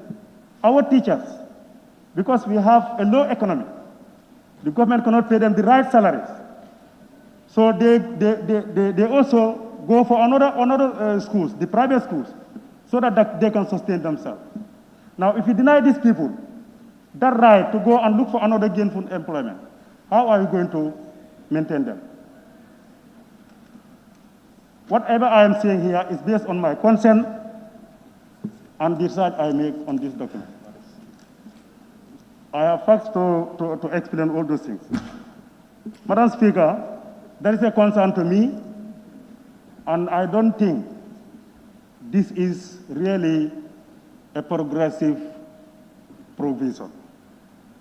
It is alleged that the 1997 Constitution was amended for 52 times, but this Constitution as draft as drafted, if we let it pass, Madam Speaker, I can tell you it will go for more than 100 amendments. Because there is nobody who can govern a country under this constitution. You have a peaceful country. That is the fact. Madam Speaker, if you look at the media, over the past 2 days, they are calling members, they are talking a lot of things. If you look at Facebook, a lot of insults, and people are doing this because out of ignorance, and they are misled, they are misinformed. Some of them don't even have a copy of this draft, and they are saying a lot of things about the draft. I think National Assembly members should be left to do their work diligently and in a very independent manner. Being a member of a particular institution or an interest group does not concern me. My concern is the entire Gambia. So based on those facts, Madam Speaker, I will faithfully act on behalf of the Gambians for the best interest of the Gambia, not a specific group. Now, Madam Speaker, allow me to continue from there. If you look at Section 37, that provision also is inconsistent with the ICCPR, in which Gambia is a party to. Gambia is a party to that treaty, and that provision is completely inconsistent with that document. Madam Speaker, I think this needs to be looked at. Madam Speaker, if I can go further, I will touch on the armed forces. The armed forces, Madam Speaker, in the 1997 Constitution, I don't want to go into detail, but I just want to bring comparison so that you can also do the same thing and see what I am talking about. Their mandates are explicitly explained and their responsibilities in the 1997 Constitution. But if you go to the draft, less is being talked about the armed forces. The draft is just saying the Parliament will further do those things. Madam Speaker, I think this Constitution is the document that should set the framework, the principle of how this country should be governed. But everything should not be left in the hands of the Parliament. I'm not saying that this is a regulation, but merely in certain terms, you can denote that. Madam Speaker, if I go to the section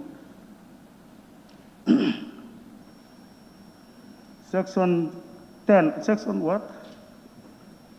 In the draft constitution, section 10, where the loss of the Gambia is not enshrined. And in the 1997 Constitution, we have those laws protected so that you cannot affect them, you cannot touch them unless and until it goes to referendum. It's not entering, yes. So, which is giving a room for any manipulation on this Constitution by anybody who have a semi-dictatorial behavior. So therefore, Madam Speaker, we should be very careful the way we enact our laws, and we should be very careful the way we pass this law. I think explicitly under that section 10, where the Sharia law is, it creates a large outcry of public concern. And I think, Madam Speaker, if we should do justice, we should try to look into that, to see how possible we can entrench that clause. Madam Speaker, removal of the president is another issue that I observe. To me, there are two stages, but I think the first stage should have carried more magnitude or more powers than the rest of the stages. Because if you elect a particular president, to substantiate that should carry at least a heavy weight. And if I compare this with the judiciary, removing a high court judge, Madam Speaker, it's just crazy. Somebody who is elected by the general public, and the person appoints somebody it's easier to remove the person elected by the general public than removing the person, that man appointed. Madam Speaker, is that justice? Madam Speaker, this is why the public should know what is embedded in this constitution before they claim anything or before they talk to anybody. I receive some insult from people, and they are subjecting me to approve what they don't know. Another point, Madam Speaker, if you look at 1997, section 101, it's denying anybody to condition a particular National Assembly member to do anything out of his consent, his or her consent. It's a contempt. And people were doing it over the last 2 days. Up to the extent of even threatening you, telling you that if you don't do it next time, we'll campaign against you. Madam Speaker, I want to believe that the process of this bill is being fully politicized.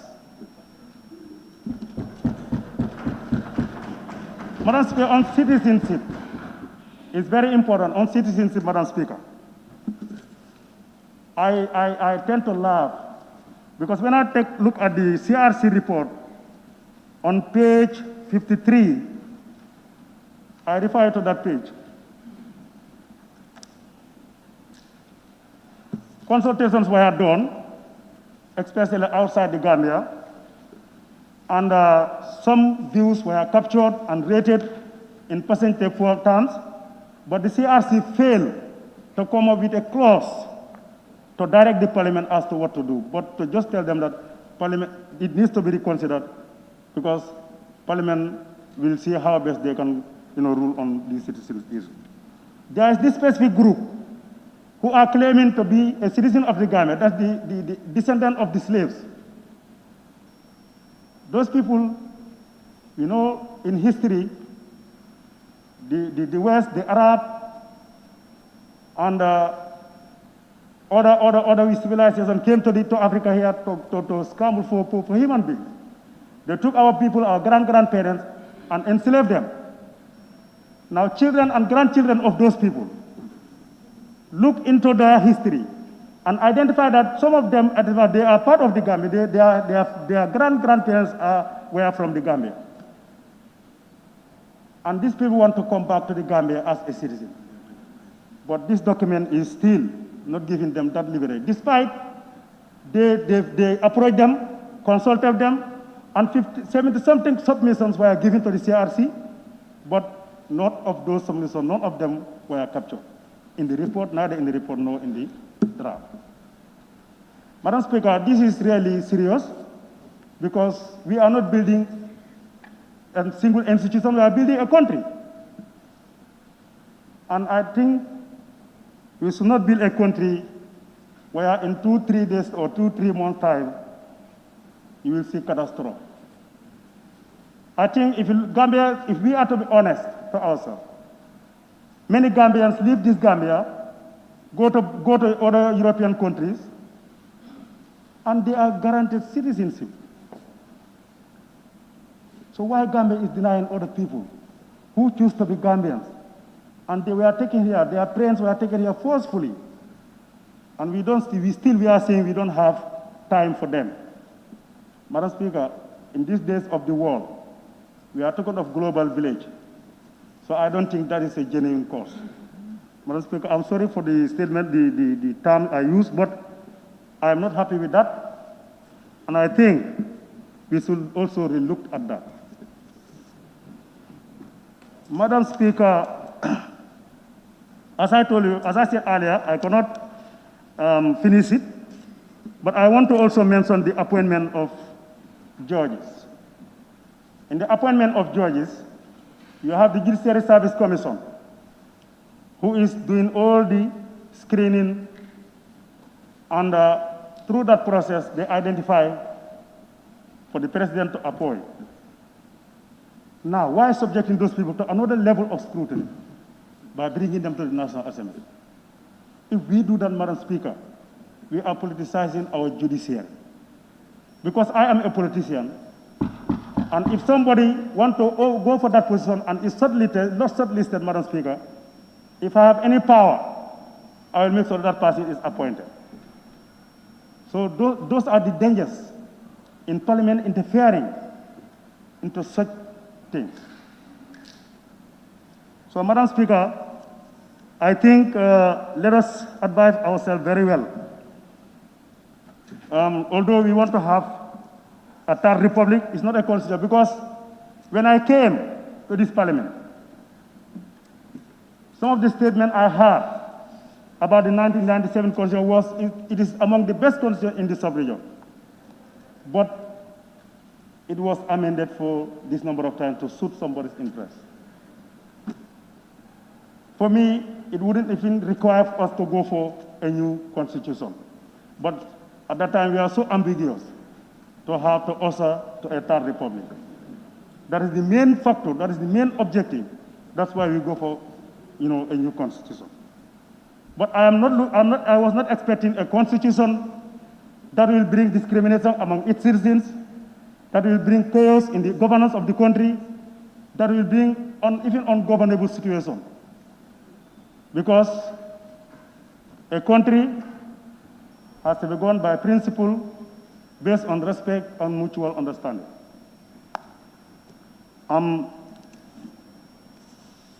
In my conclusion, Madam Speaker, I want to also say the CRC, in one way or the other, has ignored some of the proposals made by the people, and even myself, and I will quote it, and I will give reference to even some people who were there and they attacked me on that. I can fully remember. Madam Speaker, if you go to transitional clauses, Schedule 3, Section 5 is talking about the term of the president, which is another problem that is undermining the progress of this constitution. Madam, let us remind ourselves that we are just a chunk from the population. And those people there are the people who should reflect on our actions, on whatever we do here. Now, if a provision, we are in a transitional period, we should reconcile. I was not expecting such a provision that would bring disintegration, that would bring misunderstanding in the Gambia. For the sake of reconciliation, we should have avoided such provision in this draft. Because the concept of the coalition, we all see what they conceptualized when they came to the people and what happened. So that purpose was completely defeated. Now, you think about that, you bring another provision that would bring a more, tension situation. I'm really surprised, and I don't want to say it, but definitely, Madam Speaker, I was not expecting such provision in the Constitution. When you have a right, when you are given rights by a Constitution, if you want to relinquish that right, or if that right wants to be seized from you, those people should console you on that right. I don't know whether they did it. If they consult the president on that, I don't see it in the report and I don't see it in the draft. And I believe, as people who respect fundamental human rights, they should consult the president about that and know his position. If he is ready to sacrifice, that's well and good. We'll have peaceful and smooth transition. If he is insisting that that is his right and he wants to use his right, we know how, that will inform us how to do the next thing, how to go about the next thing. But, Madam Speaker, how can you just sit there and decide on somebody's right? And this constitution is also denying us to do that. And remember, we are promulgating this constitution by using this one. And I took oath when I came here in the first day that I will defend this constitution without fear or favor. So I cannot denounce my oath. I cannot go against what I oath, but I took oath. So that is another fundamental thing, Madam Speaker, that I wanted to highlight. Madam Speaker, still now,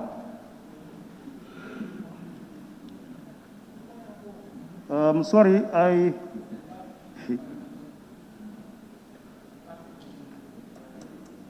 okay, let me just say this. My position on what I said earlier about this provision, I don't see it in the transitional clause because the Constitution is advocating for general election, where The National Assembly and presidential election will be held on the same day. Madam Speaker, when this proposal came from the IEC, some of us, I specifically, I said, I have no problem in that, but you have to tell me my rights, how will I get them? Now, in doing that, my time will be sort of 4 months. And what will you do about that 4 months? I also give them scenario. If that is difficult, why not you extend the presidential term for 4 months? And I said, if you extend the presidential term for 4 months, will you not pay the president for 4 months? Will you not pay the president that 4 months? And the Constitution gives us that mandate. They can do that. They could have done that. So, and the response was, this term, when we do that, this term will be seen to be as a full term. It will be, understand, we serve 2 terms. But I further ask, my remuneration, that is my salary, my allowances, and other benefits, how would I get that? And that is not responded to. And when I say that, I don't want to, I'm not, I will quote him. Mr. Gayso and our sister Sabali told me, why are you so interested to get that? So those are some of the comments I can still remember. But I said, it is my right. And if you want to take my right, I think I should be consulted on that, and you take my consent on my rights. So, fundamentally, Madam Speaker, we give the CRC the mandate, the mandate to do in the CRC Act, Section 6. This Parliament enacted the CRC, and give them all the mandates that they're supposed to do, and they did it. But in the process, Madam Speaker, some people or some rights are not, respected. And that is why we are having this problem about this Constitution. So, as others have said earlier, if the Honorable Justice Minister Attorney General can clearly clarify our doubts, or my doubts specifically, on those issues, Madam Speaker, I don't mind to support this. But without that, Madam Speaker, if I am not convinced, to me and to my people, because I consulted them, and they gave me points, they gave me what I should do and what I should not do. However, among the people I consulted in my constituency, I can count three views that are not in the order that are different, 3 different views. But the rest of the views are speaking the same language. And as they send me here, they are listening to me. Whatever I say and whatever I do, I should reflect on them. So, Madam Speaker, I respectfully submit that. Let us rethink and look at this document carefully, and let us not be very ambiguous, especially in a political way. This is not about politics. It is about our country, and we want to have a document that will serve, that will test the period of time. We don't want to have a constitution where in the next 2 years it will be subjected to a lot of amendments. Madam Speaker, this is a concern, and with those submissions, I respectfully take my seat. Thank you. Thank you very much, Honorable Member for Sami. Sami. Honorable Member for Sami.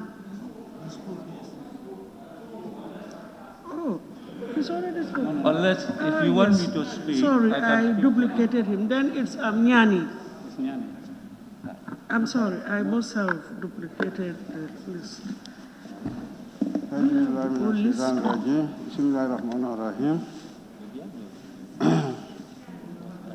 Thank you, Madam Speaker, for giving me the floor. First of all, I would also like to join my colleagues to thank the CRC for the job well done. Here, we are speaking on the Constitution, draft Constitution. And to be frankly honest to my members, from my electorate, of all the view I had from them, is to add my voice to make this draft to be adopted. Madam Speaker, a constitution, draft constitution, or a constitution as a particular cannot be a tailor-made. You should all know that as far as constitutions are concerned, other sections will favor you, others will not favor you.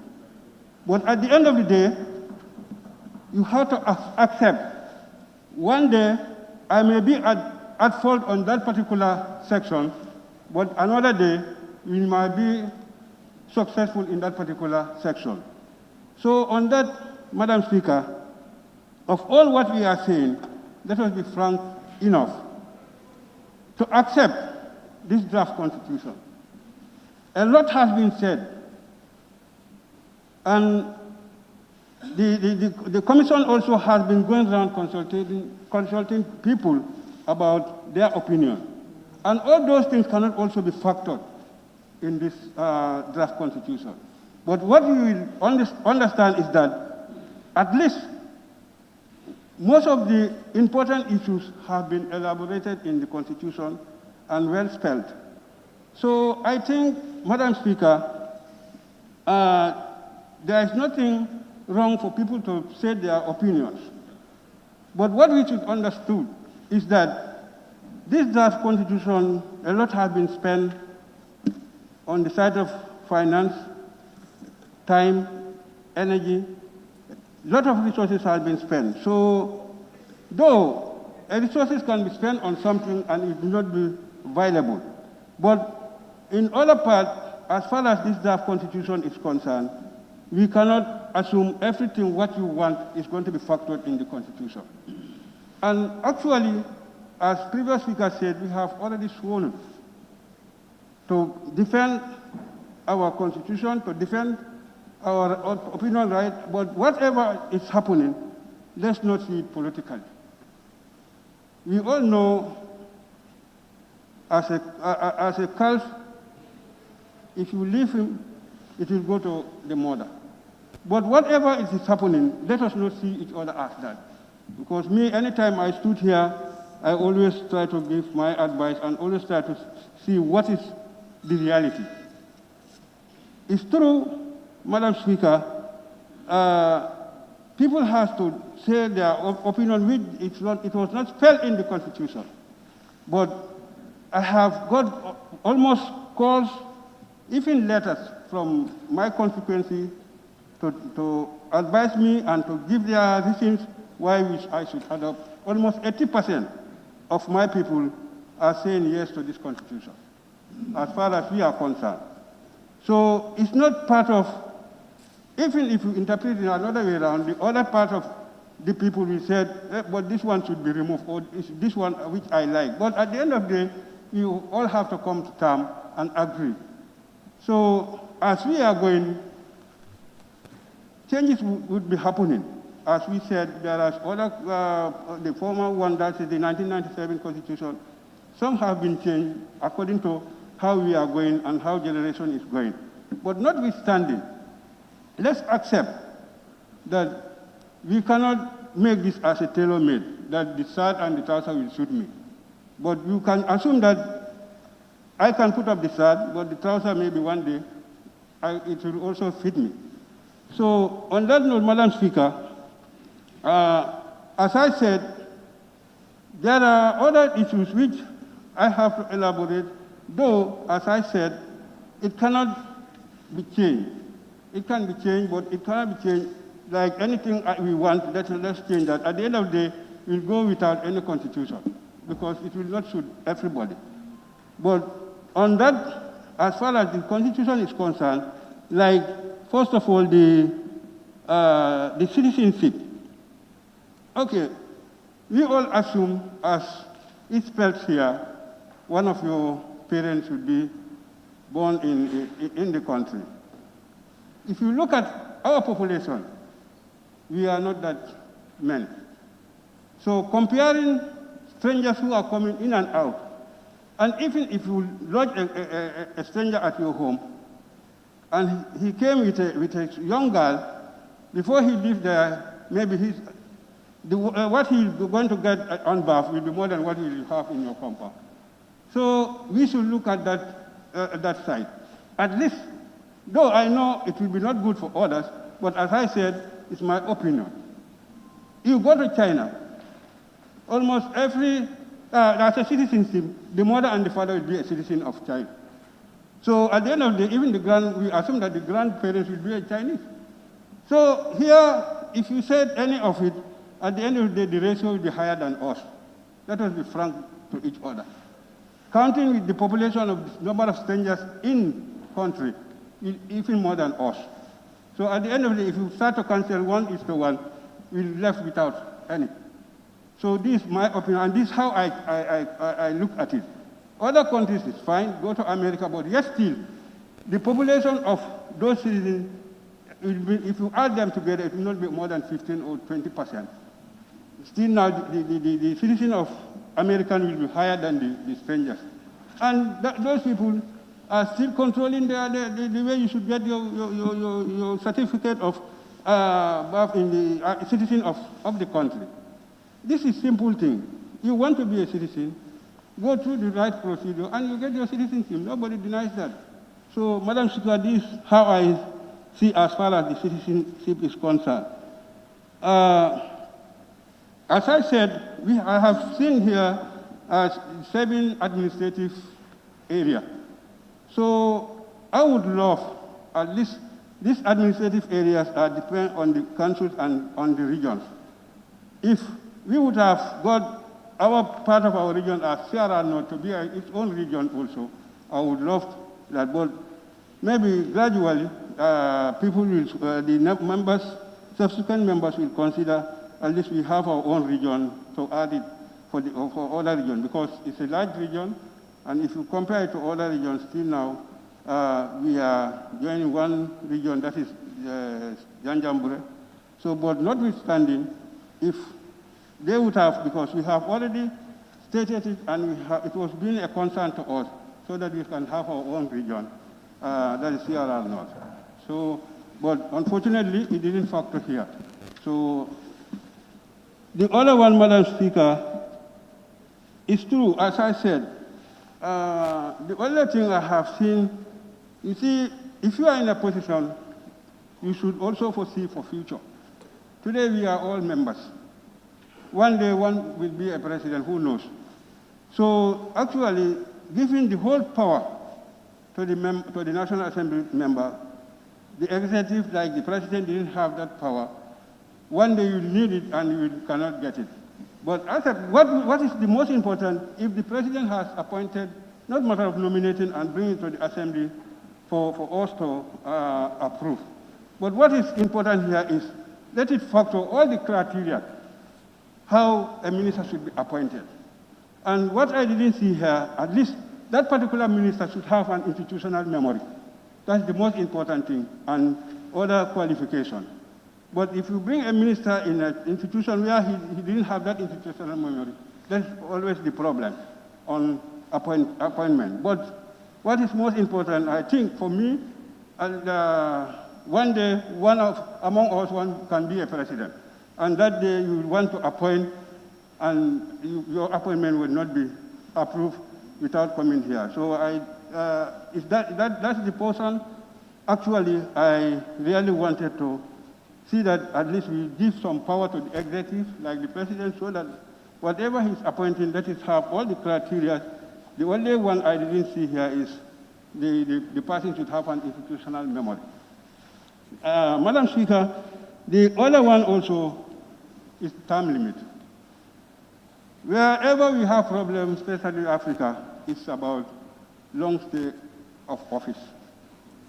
If I know I leave office next year, I'll try all possible means to see how best I can able to cope with people, because I know I'll leave that office. The Mandinka proverb normally says, A bull which is going to be slaughtered tomorrow, you need not to measure the horn. So if he knows that he is leaving, obviously, everybody who wants to be in that office will also be accepting that this is just about time. One day he will remove that. But somebody who will be staying there, you never know whether he will die before you or you will die before him. Obviously, you will be in a rush for him to be removed. So African leaders, this is not even the president, even our association. You will be in the association, say that association, you are the president of that association. People wanted to remove you, your time limit is elapsed, you don't want to leave. And at the end of the day, you said, I don't have anything in this association, but you will not leave. So these are problems. So we try to make sure that this time limit at least is good in the draft constitution, because at the end of the day, everybody will know that 5 years, after 5 years, the next 10 years, it's not short if you are healthy. 10 years is not that long if you are healthy. So I think we should bear with that. And the second term, we left by yourself. The first time, people will vote for you. But the second one is just like us. All what we are saying, our electors are hearing from us. And they send us here as a representative. They know what we are saying. And on that note, they will see how they will be voted for me for the next 5 years. So whoever is here, you know from here whether I will be voted for the second term. Because if you left by yourself, the first one, you will say everything what will be good for them, for you, but at the end of the day, they will assess that what you have been saying to them, whether that was what has happened, then they will put you in on the second term. So for that second term, at the end of it, you also will know that that's my end of the position. So being that I think to stay long in a position, this is why even the civil servant, you are pensioned at the age of 60. Because you cannot be staying there for life. There is no position which you may assume you stay there for life. So, Madam Speaker, that's my concern on the term limit. This is the problem in most African presidents. We will take for a period and say, let's renew it, or let's change the constitution. And what we wanted to understand here, Honorable Minister, is we are saying 10 years or 2 terms. All what we know and all our electors know is 10 years in a position. Already he stood for 5 years and he's looking for another 5 years. That's the way most of the electors are seeing it. And I think that's Order, or are you referring to him? Just you clarification. You want clearance from him? Yes, that's what I'm saying. Can I? Yes. Honorable Speaker, the time limit, we have to be really careful in personalizing it. If you look at Schedule 4, it is saying effective date means the date of the coming into force of this Constitution, which shall be the date after the day this Constitution is adopted at a national referendum. That is the effective date. So in essence, what it is saying in terms of the term limit, like the member said, in fact, even the National Assembly, there is a transition. We do not break. What it says here is that 5, term of office of the incumbent president, that the person duly elected president of the Republic prior to the effective date and serving in office as at the effective date shall be the first president of the Third Republic of the Gambia and shall continue to hold the office of president in accordance with the provisions of this Constitution. So essentially what this is simply saying is that by having the Constitution adopted, it comes into force. So when it comes into force, whoever is there will be considered to be the first president of the Third Republic. That's all it is saying. And it's continuing to serve. So in essence, it is not directed at a person, it's directed at an office. And if we start looking at a person, we may confuse the whole agenda as if there's an agenda against a person. Thank you for that. I think all what we wanted to know is it's already been cleared. And as he said, we are trying to adopt the Constitution. And at the end of the day, if the Constitution is adopted while anybody who is in position will start it even wherever he is. So all what I wanted to elaborate was that don't stay in office. So at least we should factor that very well. Madam Speaker, the other one is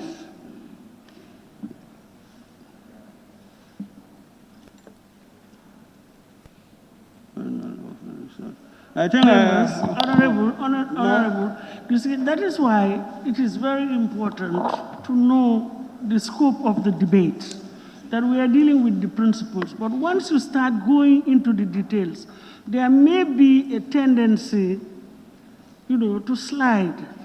And maybe that may even cause some misinterpretation. And I don't know. I'm not saying that it is, but it is a possibility.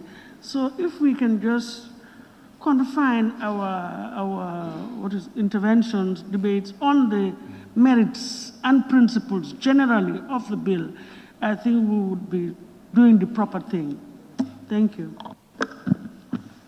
Thank you, Madam Speaker. As I said, a lot has been said. I here stood and represent my constituency. And as I said, what I hear from them, and during my consultation with them, they really accept the draft constitution. Almost vast majority whom I have been hearing from, and I even got a letter from the youth of that constituency of their concern to make sure that I try to be part of the members who are going to accept this draft constitution. So on that note, Madam Speaker, I just said these are my opinion and the opinion of my constituency that we join in hand so that we can able to adopt this draft constitution. On that note, Madam Speaker, I take my seat. Thank you very much.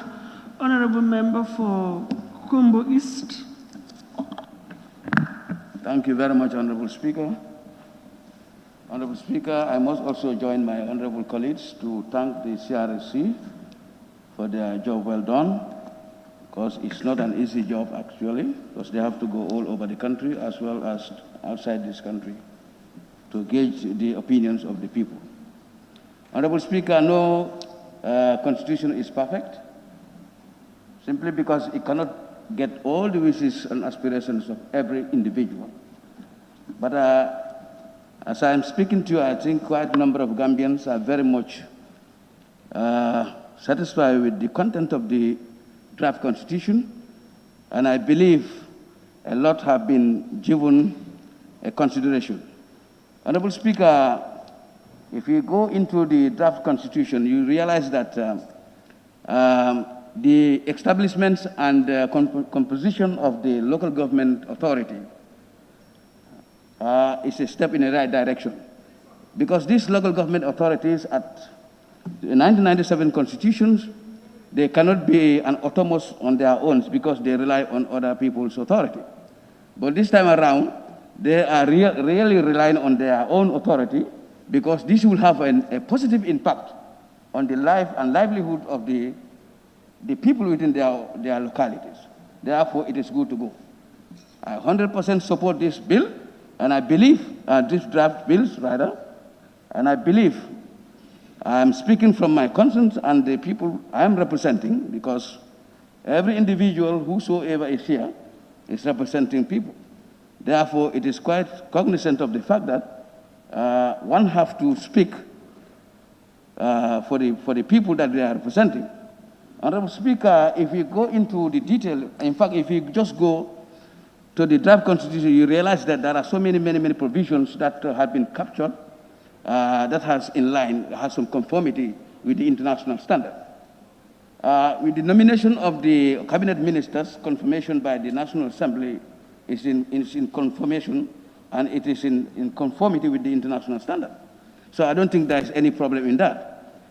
Honorable Speaker, if you go, you will realize that there are cultural rights, rights to labor practices, and the right to clean environment, economic and social rights, and rights to elderly. These are our social norms and values. So I think it is going to go for us to actually support this very important bill, and I believe there's not more to be done about this, and I don't think I have to go the assembly with a lot of discussion on this issue. I definitely support the bill, and I'm urging all honorable members to support this very important bill. And on that note, Honorable Speaker, I thank you very so much. Thank you very much. Honorable Member for Olyundum.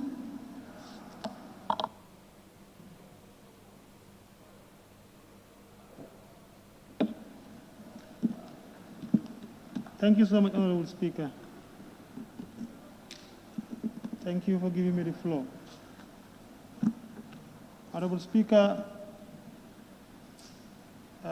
first of all, I would like to thank the Constitutional Review Commission for having taken the procedures or the mandate given to them to bring the Constitution that is tabled before the National Assembly for consideration. Honorable Speaker, my colleagues in the National Assembly are all speaking their minds as to exactly what we have in the draft Constitution. And this is exactly what I am going to do as well. Having gone through the Constitution myself, with consultation with electorates or constituents in my own constituency,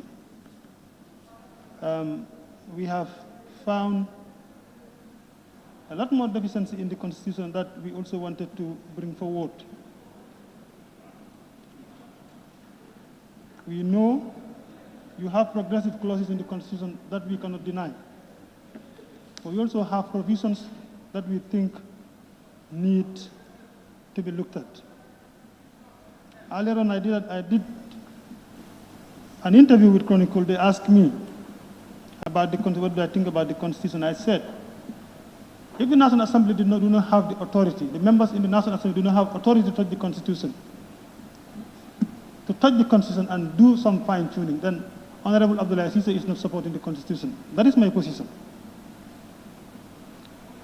And I have gone through, and I have about 16 other clauses that I believe need to be reviewed, or else that is going to be the end.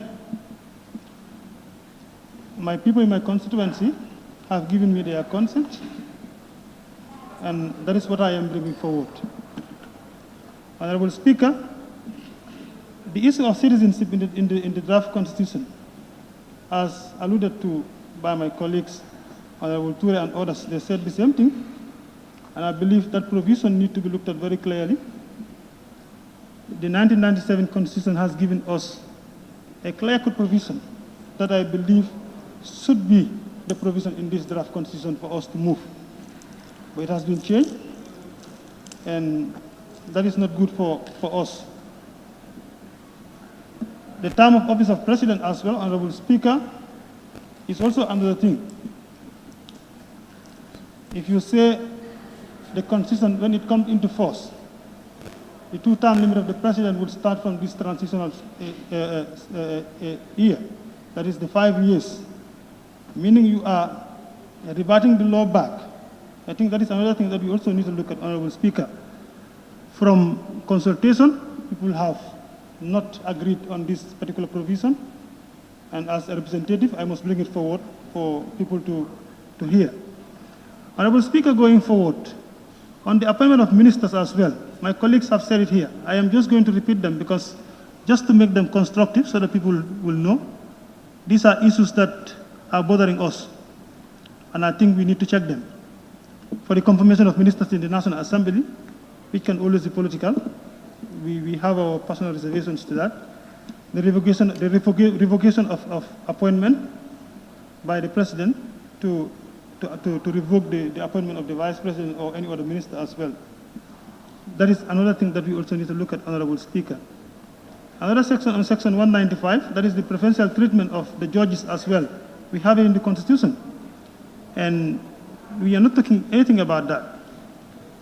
You cannot have judges that are accorded privilege better than the doctors, the soldiers, and the teachers in this country. Any privilege that is given to a judge must also be given to the other side of the service sector. That is, you have the doctors, you have the teachers, you have the soldiers. They are not benefiting from this particular provision. So for me, I think that is not fair, and we should not have such provision in the Constitution.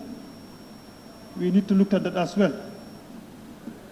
As well as Section 195(2), that is another provision that is not giving equal opportunity to all the citizens as well. That is only concentrating more on the judiciary. So I think when the state is giving out, it has to be an equal opportunity base. Those that are representing the state in various institutions need to benefit from that. Honorable Speaker, as well as the leaders in the National Assembly, the election of Speaker in the National Assembly is also not clear.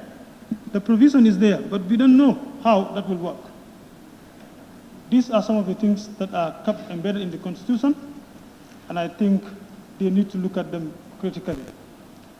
My position is this Constitution must be reviewed, and if the law is saying that we cannot touch it, Honorable is not supporting the Constitution, Honorable Speaker. On that note, I thank you.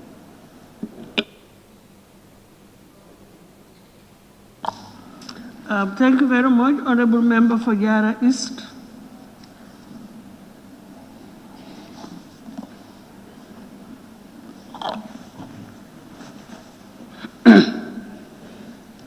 Honorable Speaker, thank you very much for giving me the floor. Honorable Speaker, first and foremost, I rise to drum of support for this important piece of legislation. Honorable Speaker, grant me leave to whet our appetite historically. Honorable Speaker,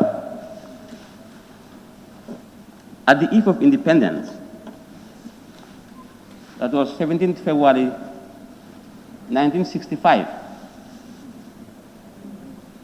at the eve of independence, 17th February 1965, this country of ours was gripped by what I will call independence fever.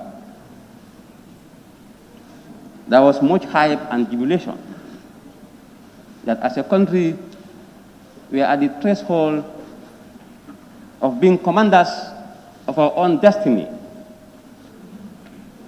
Honorable Speaker, there came 18th February 1965 as the D-Day when the Gambia gained her independence from the British.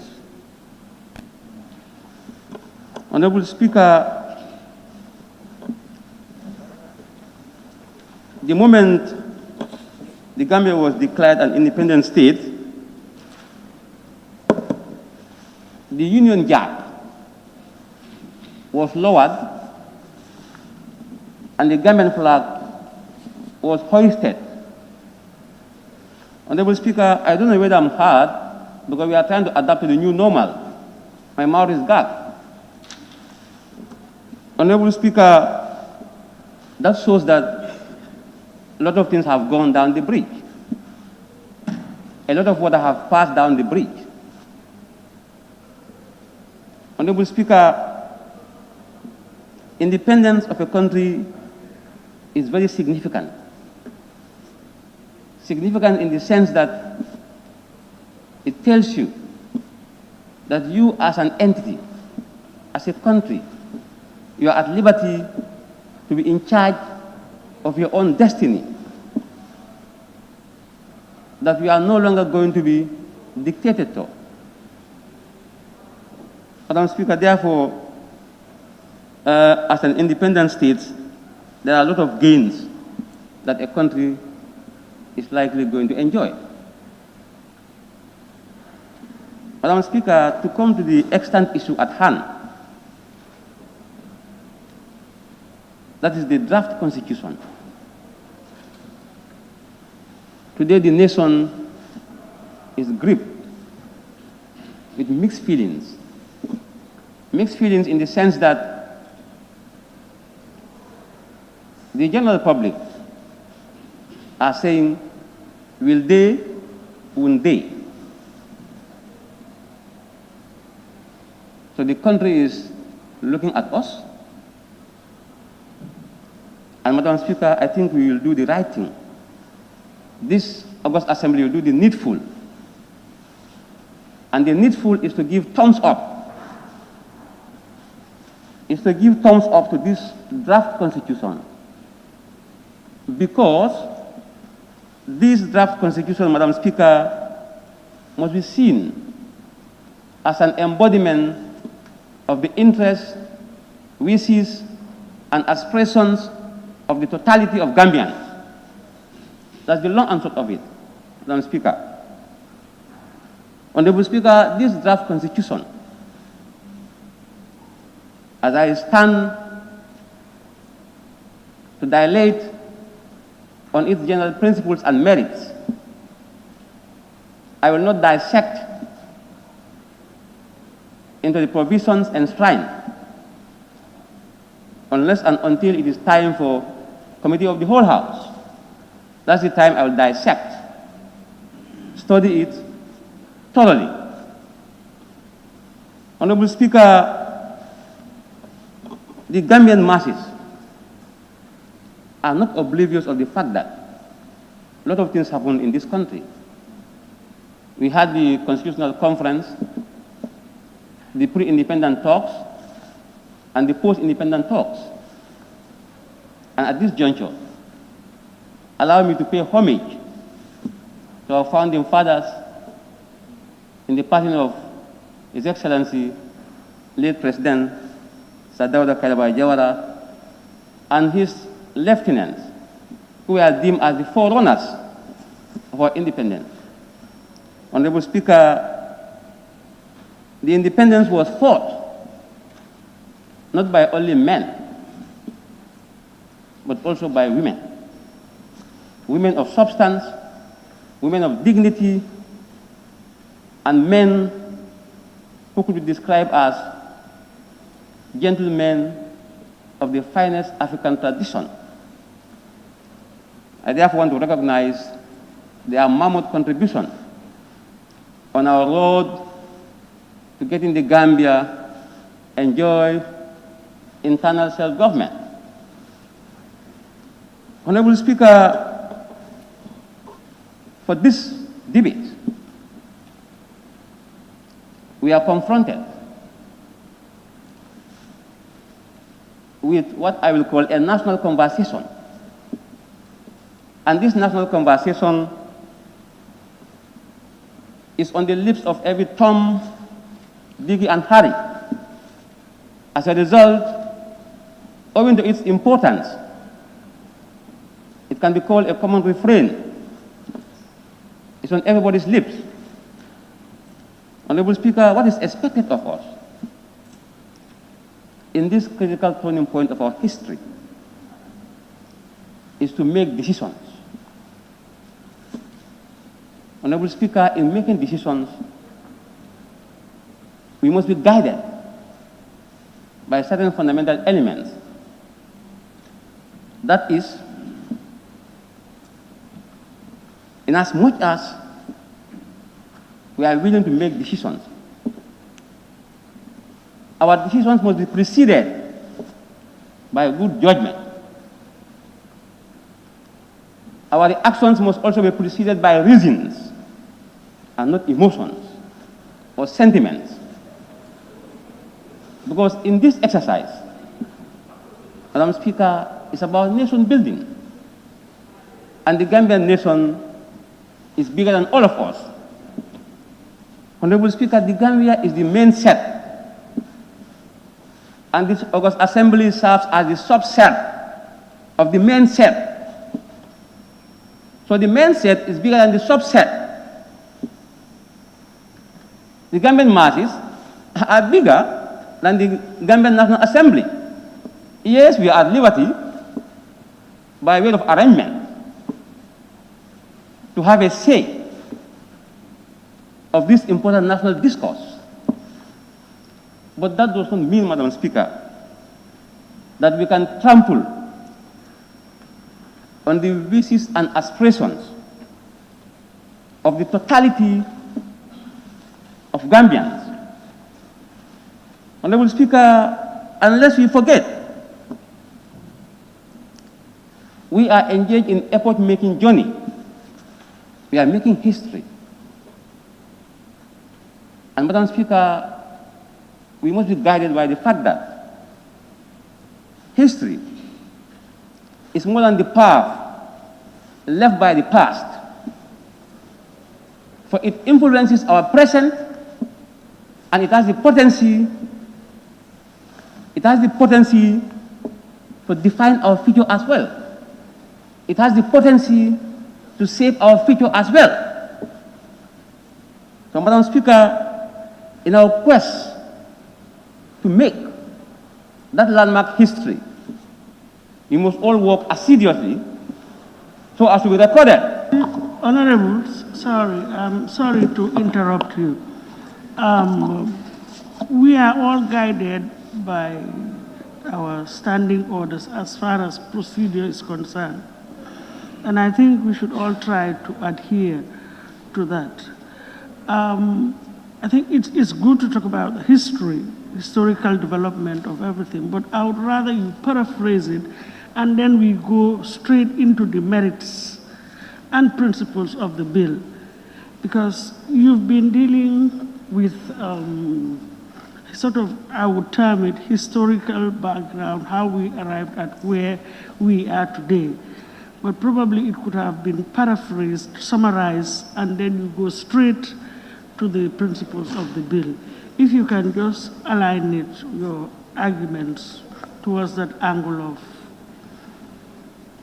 discourse. Thank you. Honorable Speaker, I'm humble as it pleases your good office. Thank you. Honorable Speaker, time is not our best ally. I'm compelled to put my submission in a nutshell. And I thank you for guiding me. I'm humble. Honorable Speaker, why Constitution? Why do we have Constitution? And what is the meaning of Constitution? And what a Constitution is capable of doing for a country? Honorable Speaker, I think these things are very important. It goes without saying, Honorable Speaker, that the Constitution serves as the supreme law of the country. And as a result, it goes to serve as the lifeblood of any given country. Honorable Speaker, the merits of having a constitution cannot be overemphasized. Honorable Speaker, one of them, it serves to enhance good governance. It serves to enhance the rule of law. Honorable Speaker, Constitution is incompatible with dictatorship. It is in a Constitution the rights and responsibilities of the citizens are enshrined and clearly spelled out. This is why where your right stops, that's where somebody starts. We are able to have these rights or enjoy these rights because of a constitutional instrument.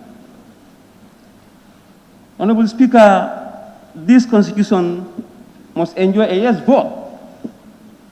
You may ask me why. Because it is an embodiment of the interests, wishes, and aspirations of the totality of Gambians. So it must enjoy a yes vote. A lot of money. If my memory can serve me, 116 million. Honorable Speaker, that's a colossal sum by all standards. And I don't think this August Assembly would like to be recorded on the wrong side of history. Because history is going to judge us And there is no way that we can escape the long arms of justice, neither can we escape the long arms of history. So therefore, in making history, let us work towards being recorded on the positive side, so that tomorrow, our children and our children's children will have a better Gambia. Honorable Speaker, yesterday I received a lot of calls from concerned Gambians, both home and abroad. And I can tell you, for the fact that they have been, calling, they are very much concerned about the Gambian situation. This is why they keep calling, to make sure that we help move the Gambia. Honorable Speaker, when it comes to nation building, there is not like party A or party B. All of us share a common denominator, and that is we are all Gambians. We all have the same ID cards, and that's why we are discussing Gambian matter. This is a Gambian matter. It must be seen within that lens. It must be approached in a non-partisan manner. We must be impartial in our deliberations, and above all, to be guided by Section 112 of the 1997 Constitution.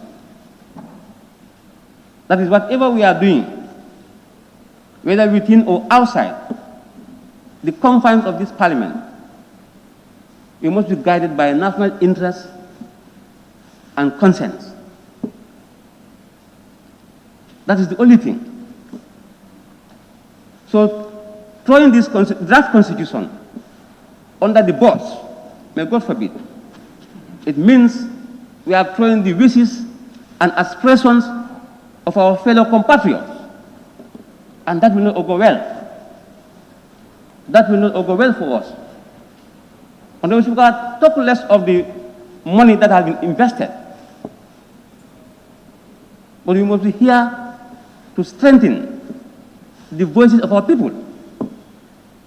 Because the long and short of representation, Madam Speaker, is to transform the fantasies of our people into realities.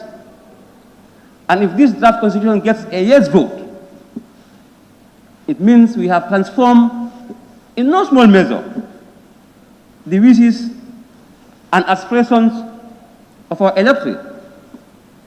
Honorable Speaker, I have some honorable members talking about being asked not to give a stamp of approval to this important draft constitution. Honorable Speaker, we are politicians, and I want to use my skills here to convince them to give a yes vote to this constitution. Honorable Speaker, I am not oblivious of the fact that you can take a horse to the pond, but you can never force the horse to drink. But this time I'm ready to force you to drink.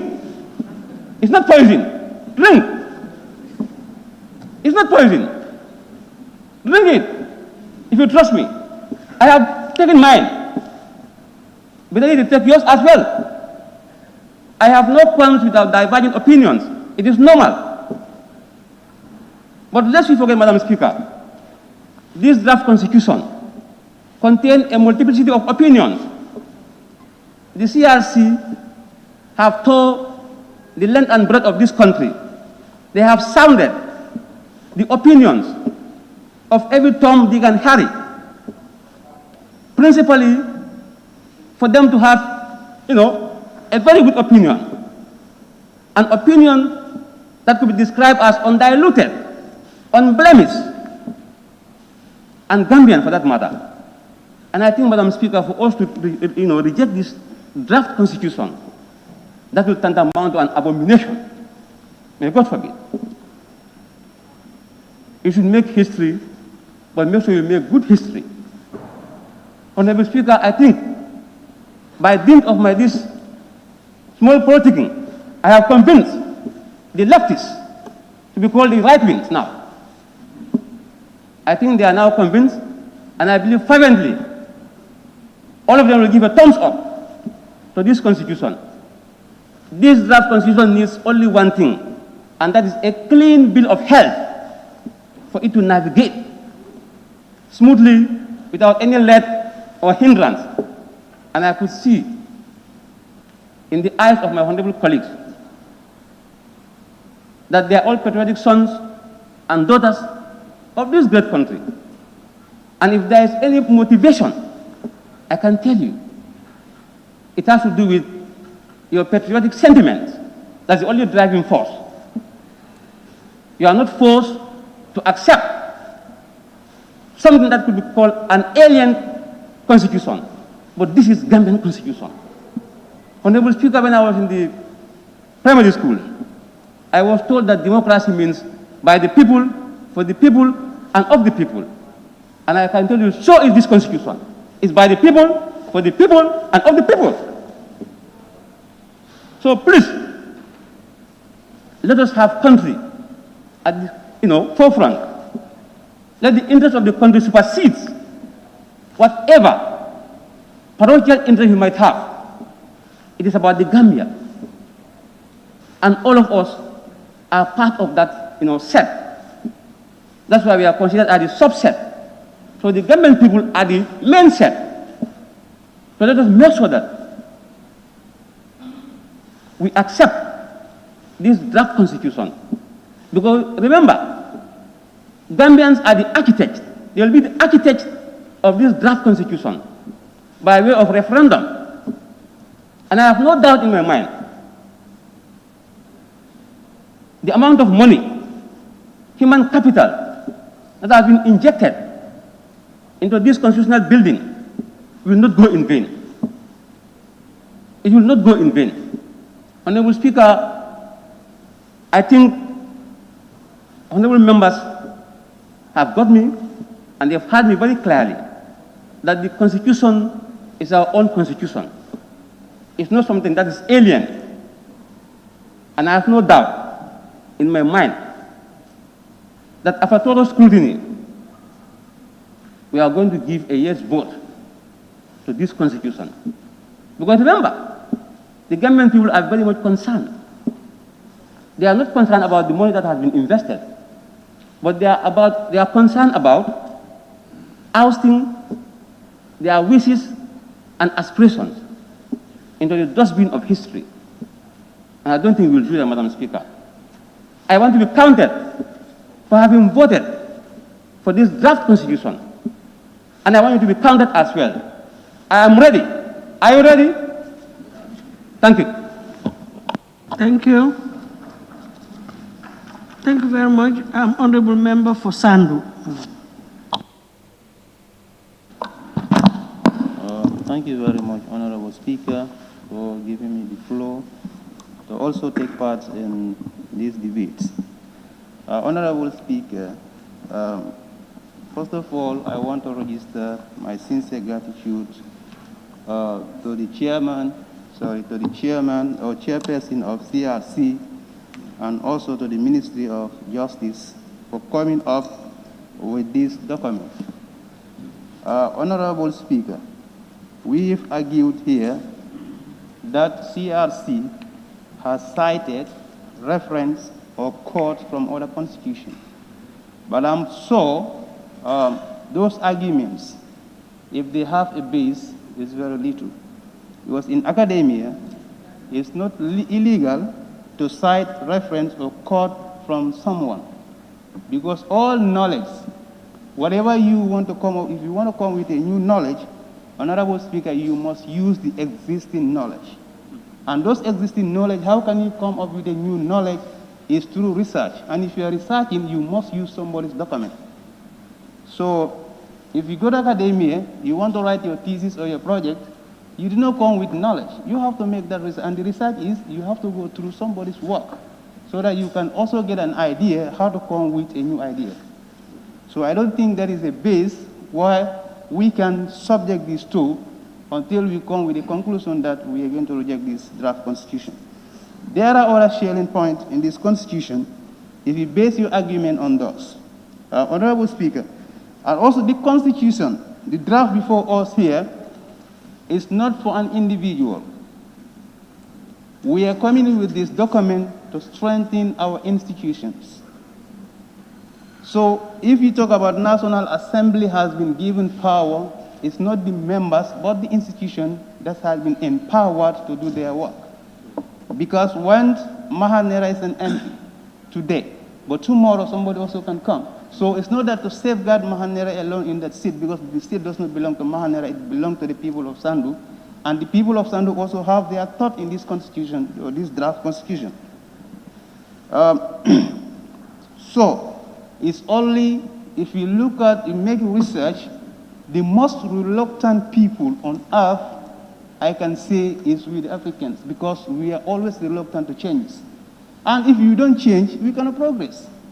You cannot just be sitting at one place and you be talking that the world is moving, but we are still behind. Why? Because we are reluctant to change.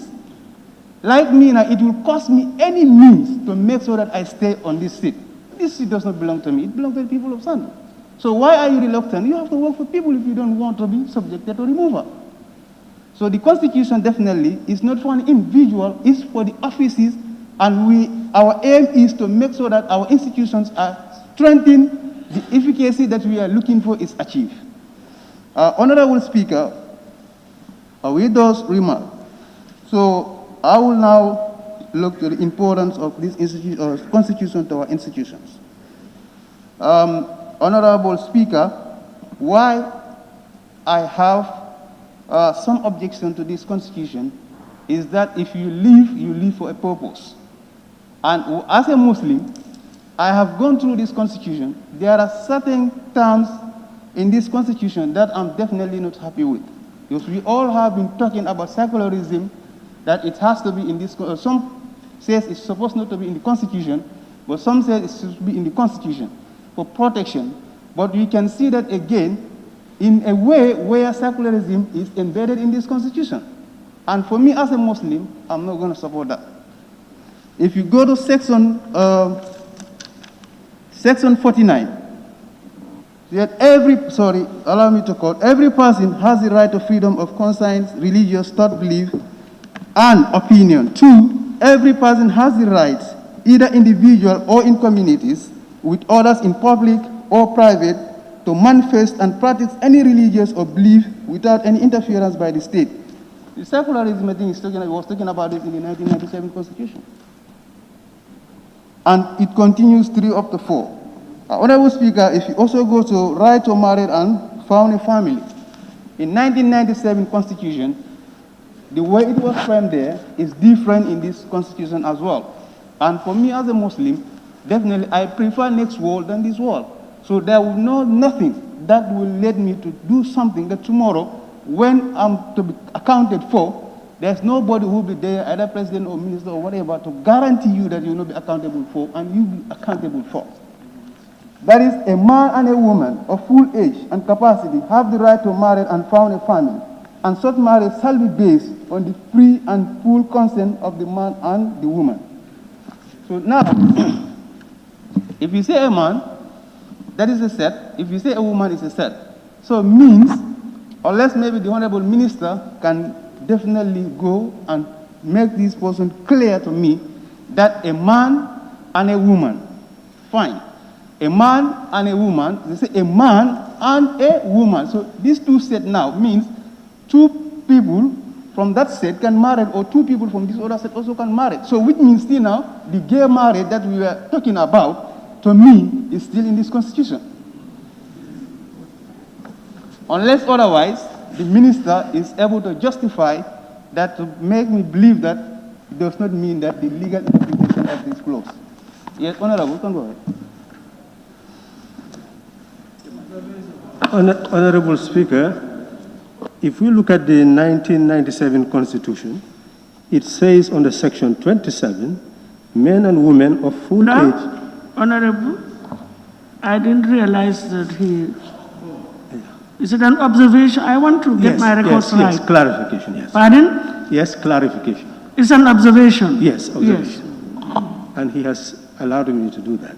That section 27 of the 1997 Constitution says that men and women of full age and capacity shall have the right to marry and found a family. So essentially, we are saying the same thing in this one. And I think we must be careful in interpreting again. Thank you. I don't even think that our role is to interpret here. We are not interpreters, but at least let us state the facts as they are. Now, right. Wasalu, what you want to make, are you on a point of order? Or? All right, Honorable Speaker, yes.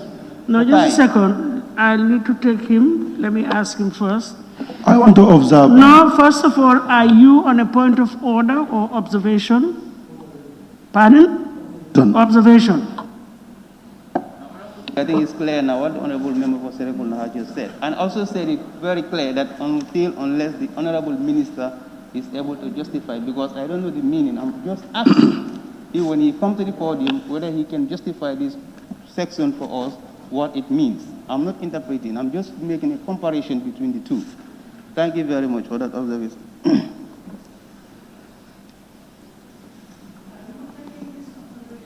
No, let me just continue. Okay. All right, good, Honorable Speaker. Thank you very much. Thank you, Honorable Member for Serekunda. You can see it now, like what I was saying, nobody is born with knowledge. You must get knowledge from other people.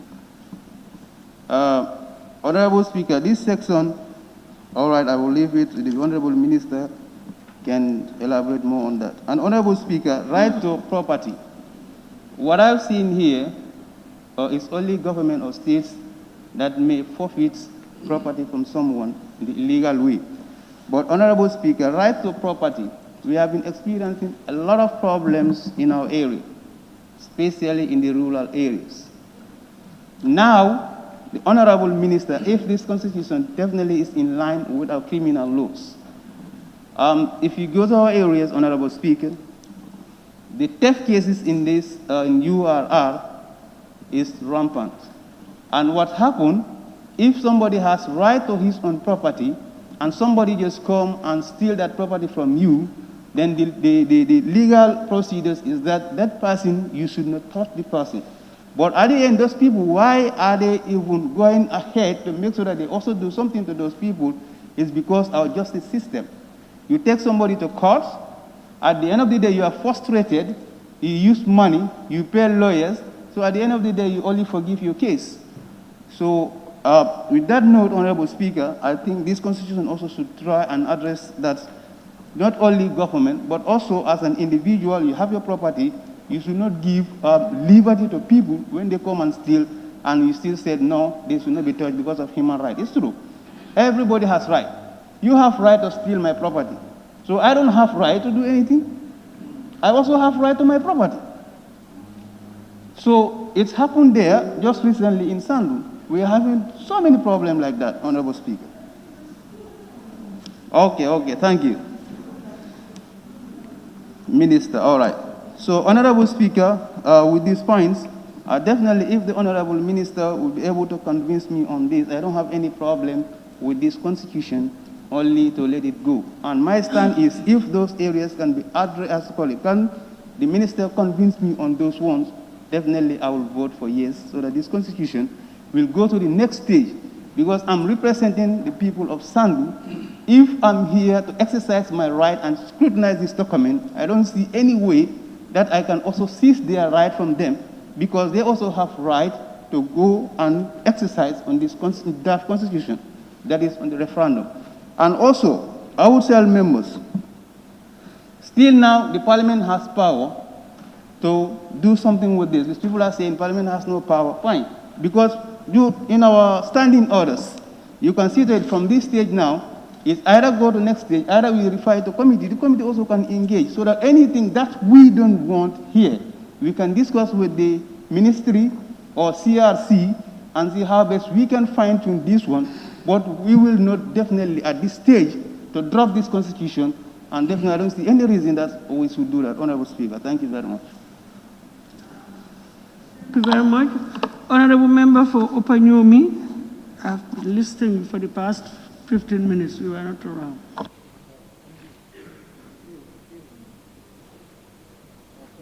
Thank you very much, Madam Speaker, for giving me the opportunity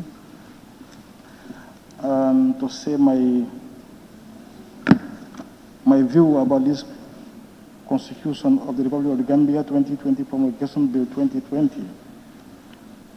Madam Speaker, laws are made for people, and the merit and the principle of this particular bill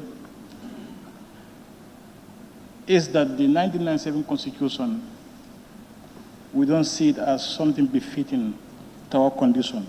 And that was the reason why we set up CRC to come up with a new constitution. Madam Speaker, I only want to ask the Justice Minister this particular question, because it has been going on the social media that the NAMs don't have any right to touch even a comma on this constitution. So if that is the case, then after your clarification, Honorable Minister will take my decision. But Madam Speaker, in the merit and the principles, when I'm making a law, you make a law for all the people in the country, but you don't make law out of sentiment, or you make law out of emotion. And if that happens, then we will see that particular law as discriminatory, meaning that, you know, it's discriminating a section of society, or maybe it's made for an individual. So with those reasons, Madam Speaker, I will reserve my opinion till the Honorable Minister come and clarify that whether we can either make a changes on this particular constitution or not. If not, then therefore my decision to this particular constitution is 100% no. Thank you. Honorable Member for Fonyi Bintang.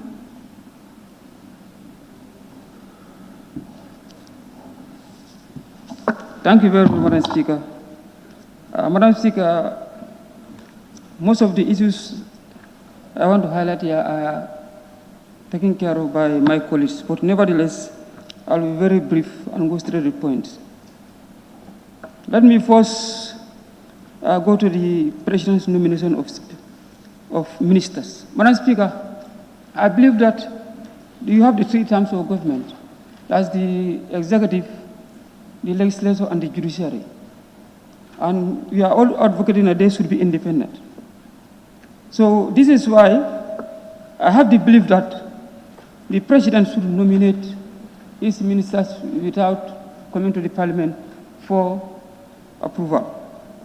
But more so also, you have to know that if you are saying that all these organs should be independent, the President also should not have a hand in selecting National Assembly members. Because he also he has also nominated members here. So if you are saying that we should not involve in his appointment of minister, he should also not have any hand in nominating National Assembly members. So that is my stand. So, Madam Speaker, let me go to the judiciary. Most of the members has touched Section 195 is talking about the renewal and retirement of the judges. Madam Speaker, it says that any judge who is retired, you retire with your salary. And it further went to say that when you retire, when a sitting judge salary increases, the retiree also salary, his retirement benefit will be increasing. I think we should look at that very, very carefully. And I think I want to be guided by the minister. If that is so, why is this specially for the judiciary, the judges? Why not the legislative? Why not the executive? And why not other public servants or civil servants? So I want to be guided by the minister. And went further to their budget even. They said their budget, when they bring their budget this year, the next year is not touched on their budget. Madam Speaker, they may bring this year the budget and they included buildings and even buying of cars or so many things. And the next year they don't need that. Why would you leave that there? Is that not misplacement of priorities? So I don't know why they put it there, but I'm totally not in support, because we have to realize that our economy, we have a tax-based economy here. And we see the problems we have here. If in the National Assembly itself, we don't have what we want. Every year we don't have what we want. So why we are saying that we should not touch the budget of the judiciary? Madam Speaker, the other thing is the qualification of judges, section 191. So really, we need to Gambia. We want to have to Gambianize our judiciary system, right? But for me, I think we need also to consider, we need to open a room, a small room, for other countries to be participating in our judiciary system, especially the Commonwealth countries. Because if some of our also Gambians are practicing in Commonwealth countries, if they also close their room, what will happen to our people?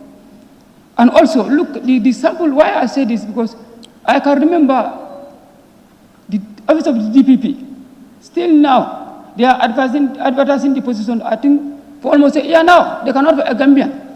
If I can be corrected by the minister, who is going to man this position, still now? So this is why I said we need to open, I think, room to include the Commonwealth countries. Madam Speaker, the other thing is section 62, that's the Pacific rights. You call it the economic and social rights. Yes, it's a good dream. You need to have all those rights if possible. But my concern is the rights they mentioned there are numerous. Really, we need to have, but the economic realities, you have to look at the economic realities of the country. But if not, to me, we will start, when this constitution is enacted, we will start seeing people going to court. Because we may assume that a particular community may say, I don't have water, and I should have water because it is their right. So people will end up going to court, and the government will have a problem because the economy cannot sustain it. So me, I want them to include the economic realities of the country. So that's my concern. But I need to be guided by the minister also on that. And also you look at, there's a section that has mentioned a lot of commissions. Also, I'm saying that we have to look at the economic realities. For example, we have seen the Human Rights Commission here when the commission is set for over a year or a year. They don't have an office. They don't have staff because of the money, the economy. So we don't want to form commissions or to bring commissions while we cannot pay.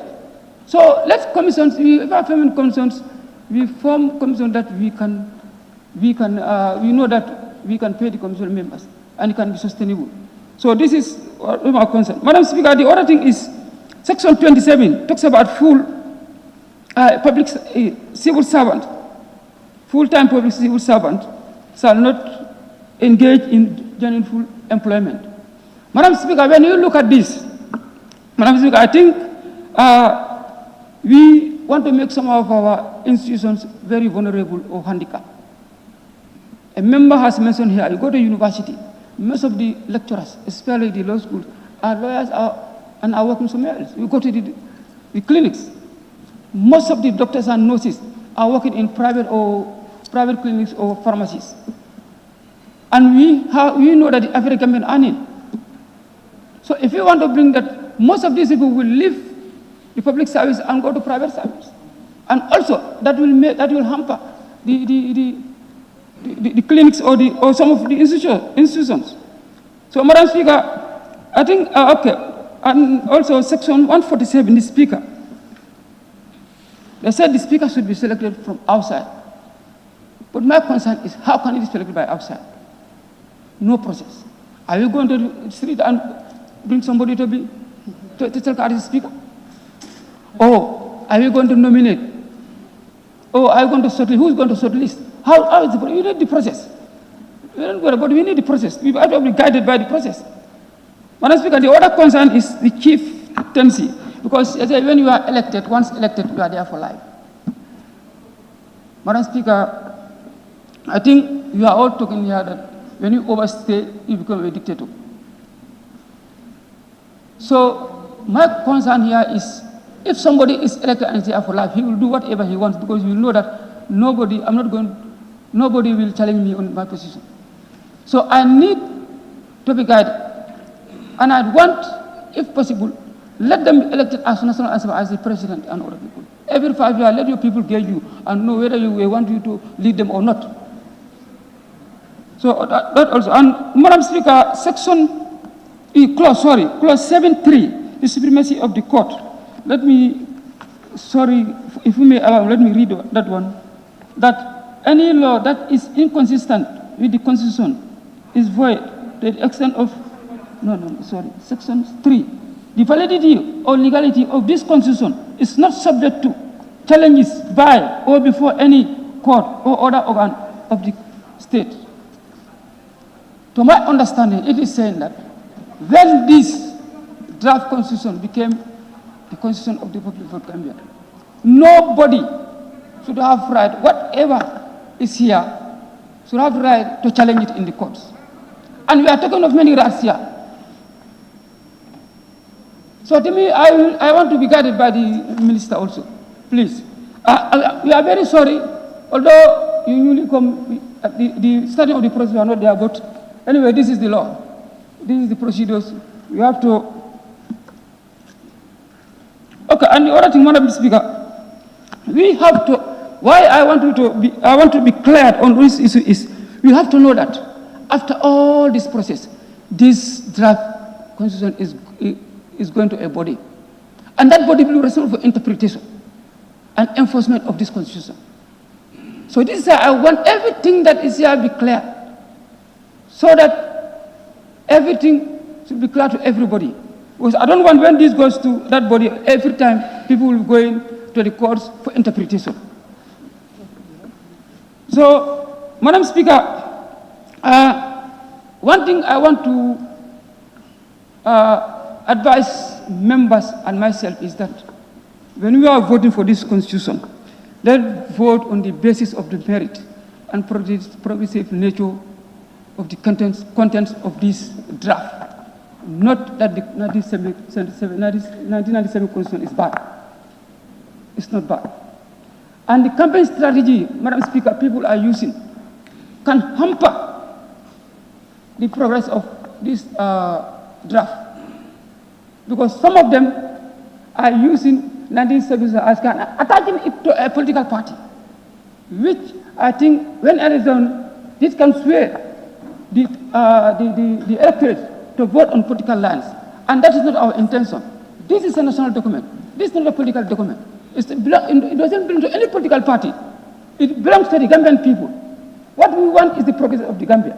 What is good for the Gambia. So I'm advising, because why I say this is, somebody called me yesterday and said, Honorable, I don't know him. He started talking about this constitution. I told me that this constitution, you know, a party is being done. I tell him that you are convincing a wrong person then. You want to convince us, then you are convincing a wrong person. He said, why? I think it's Honorable Kamara. I said, yes. Honorable Kamara of a party. He said, no, you know you are reasonable. I said, you said I'm foolish, and you said I'm reasonable again. So you see, this is why I said we should vote not on political lines. We should not campaign not on political lines. Let us campaign on the merits and the progressive nature of this text. Thank you very much. Thank you. Point of order, Madam Speaker. Sorry. Point of order. Honorable Woolley West, please. I'm sorry, Woolley is, please. Can we have one Point meeting? of order, Madam Speaker. No, please, Woolley is. No, I'm not giving you the floor. Thank you. It's my right, Honorable Speaker. You cannot be, how do you call it, Honorable Woolley East. No, what I'm saying, it's a point of order. Honorable Woolley East. Point of order, Madam Speaker. He has to listen to the chair. Please, both of you have to listen to the chair. Honorable Woolley East. Okay. Woolley East. Yes, thank you. I'm not giving you the floor. Yeah, thank you, Honorable Speaker. No. I said, I have not given you the floor. All right, thank you. you'll be next, but not now. Kiang East.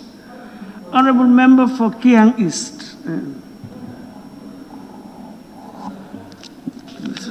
Can't you say?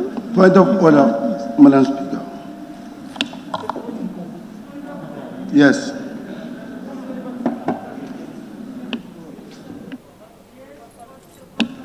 Thank you, Madam Speaker, for giving me the floor, because I wanted to observe the member for Serekunda, my mentor. Yes, clause 34. Clause 34. Yes, clause 34 of the standing order. 34(1) of the standing order.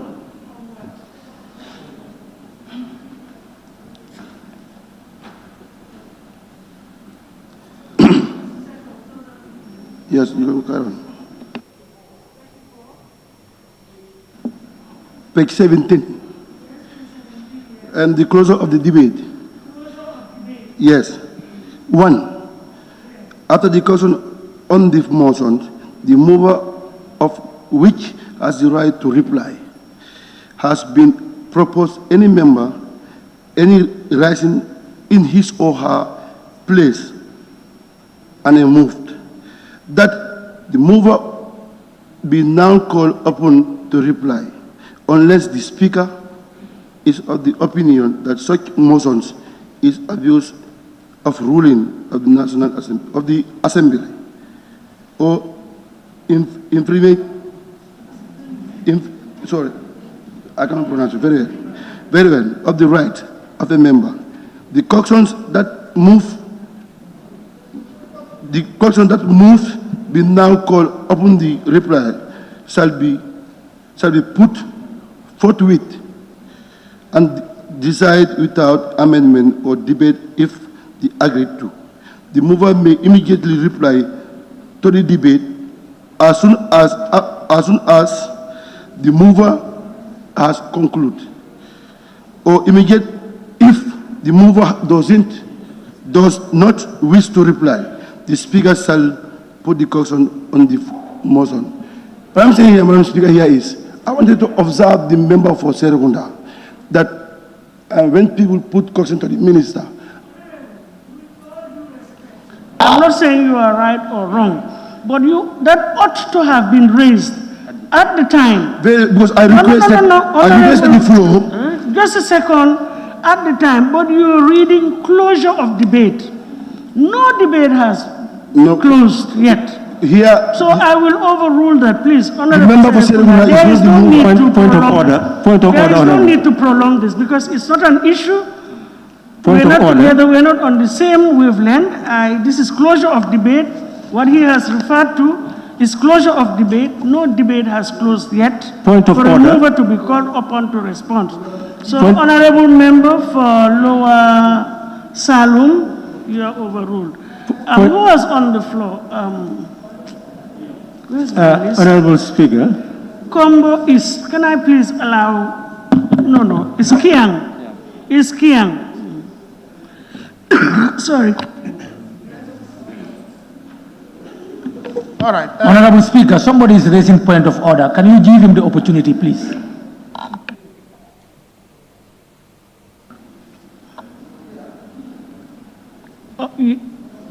I have yes, a point but of you are order. not directing me to take honorable member for Serekunda, am I? No. If he wants to raise a point, everybody has been given a chance. Yes, honorable. Nobody has ever been denied a chance. No.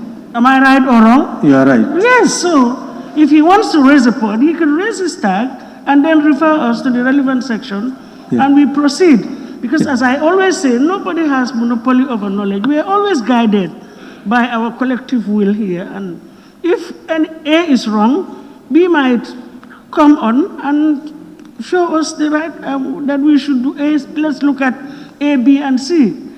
But I don't want the impression to be given that, anybody is being denied. Thank you. Serekunda, what do you want? Yes, Honorable Speaker, I was raising a point of order against the member mentioning my name and attaching me to something that has nothing to do with me, because I've always intervened under Standing Order 32, which says very clearly... But Honorable, my only point there is that I had overruled him. So the issue is expunged from the record. Well, it's okay. Period. It's okay. It's okay. Thank you. And I hope you refer to standing order. Thank you. Yeah. Kiang is, yes, thank you. Thank you, Honorable Speaker, for the opportunity to take part in this historic debate. Indeed, it's a historic moment for all of us here. Before I begin my intervention, I would like to put on record that I am one of those National Assembly members who is going to vote in favor of this new draft constitution. Honorable Speaker, may I say that should anything happen to me before the vote is taken, please, I want honorable members to remember me as one of those who are in favor of this bill. Why? Because it represents the wishes and aspirations of my people. Since this whole issue came up, I have never received a single call from my constituency denying or rejecting this draft constitution.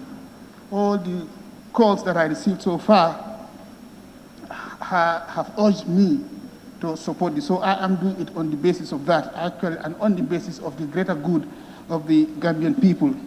Having said that, Honorable Speaker, let me begin by appreciating all the efforts invested into this constitution by the CRC.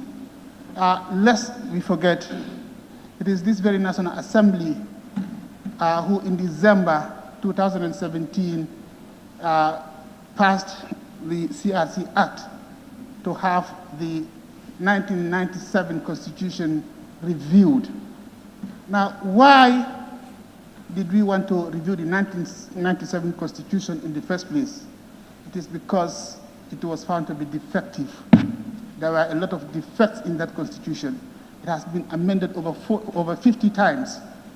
And when this new government, of course, and the National Assembly came into existence, one of the fundamental changes that we wanted to do was to change the 1997 Constitution. And for me, honestly, I find it quite intriguing that the same National Assembly members who spoke in favor of reviewing the Constitution are now turning around and trying to condemn the National Assembly Constitution, the new draft Constitution.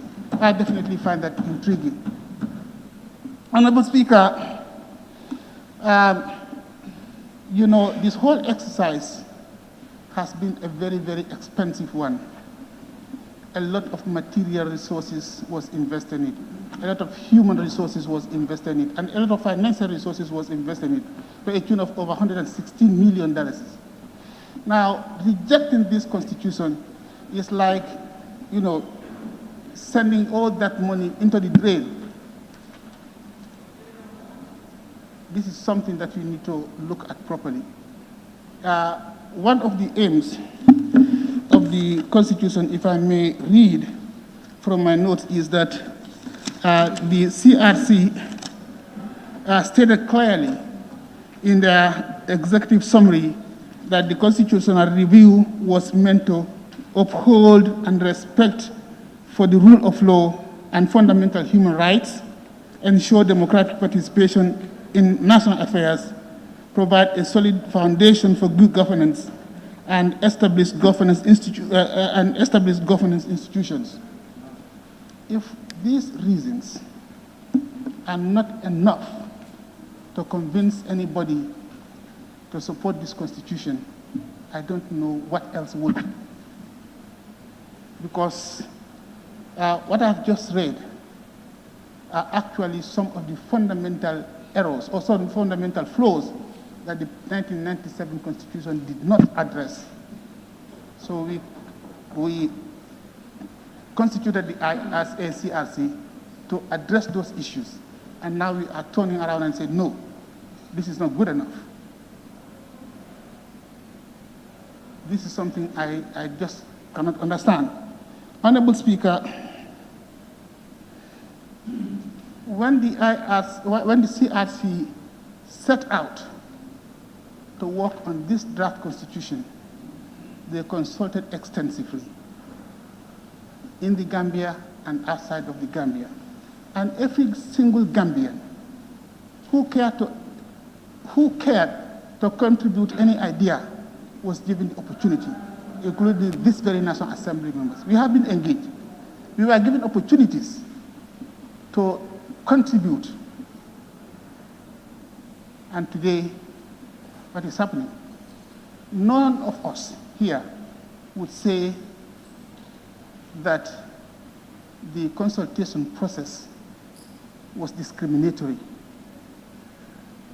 I don't think, because all the communities were visited in the Gambia and further afield. The consultation was extensive. And nobody would say, well, we are going to reject this constitution based on the fact that, the ideas of Gambians who cared to contribute anything was not considered. Nobody would say that. And now today, we are here talking as if nothing happened before, as everything was imposed on us. This is not fair.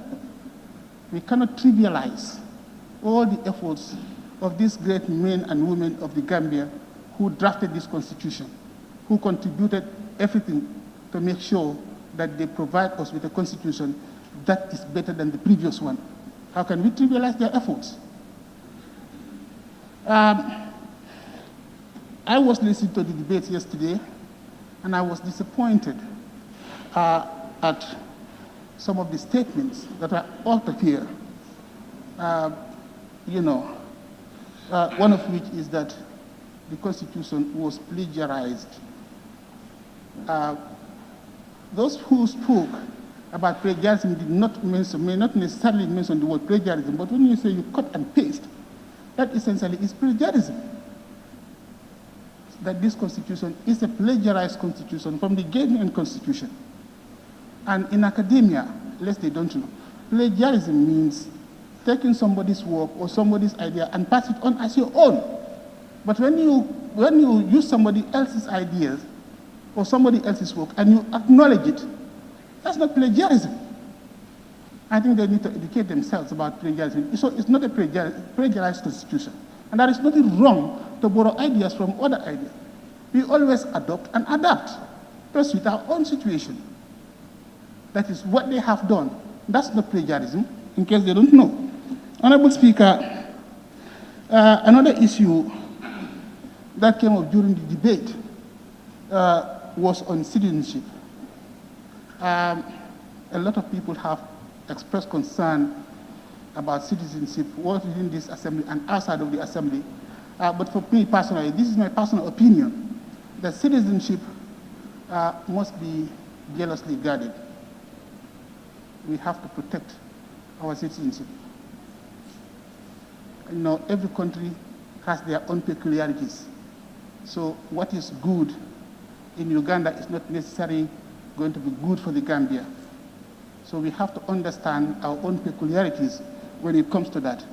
Gambia is one of the smallest countries in Africa, yet one of the most populated countries in Africa.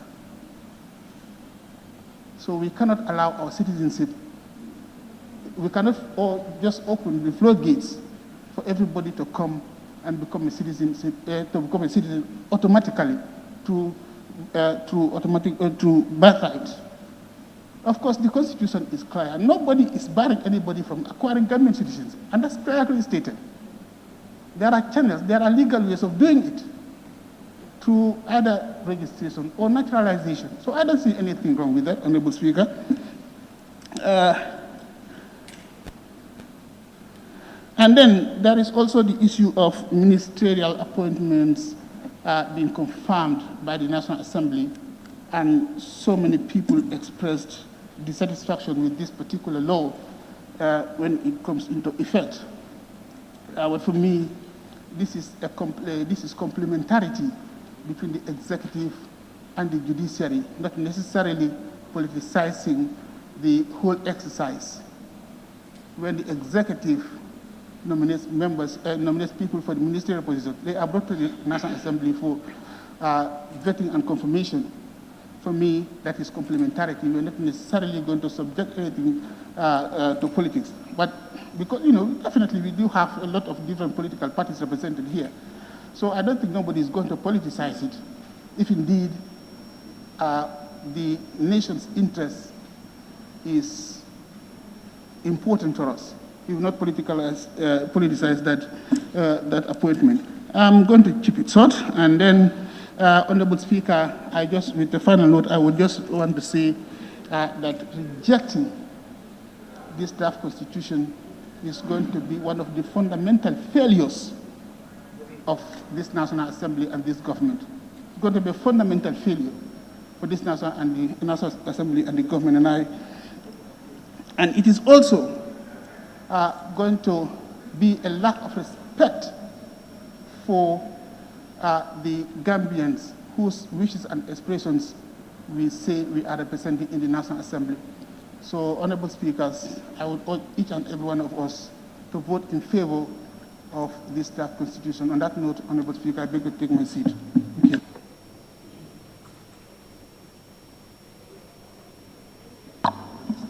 Honorable Member for Tumana.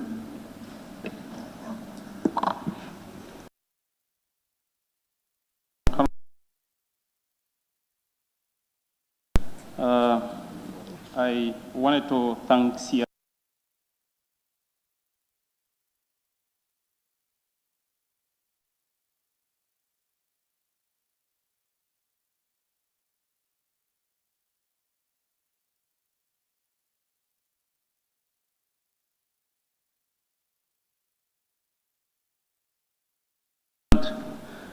to usher in the Third Republic. And again, thank my fellow National Assembly members for the entire process too, because it was in a fateful day, or in a fateful month of December in 2017, the National Assembly of the Gambia established a Constitutional Review Commission to draft the country's third constitution. Both the current government and citizens appear to give or to agree that give numerous amendments to the Constitution and several undemocratic provisions. Developing a new Constitution that will meet the wishes and aspirations of the Gambians and the need for new Constitution cannot be overemphasized, Honorable Speaker. I really wanted to also take part in the debate. A lot have been said since last week up to now. But anyway, I believe with this draft constitution, we have the destiny of this country at hand or on our shoulders. We either preserve it or we throw it away. The destiny of this country is this draft constitution. And I believe as the member of parliament or members of parliament and people representatives, we should really support this draft constitution. On my behalf, and on behalf of the people of Tumana constituency, I am in support of this draft constitution. Honorable Speaker, the reason is this constitution is not my constitution.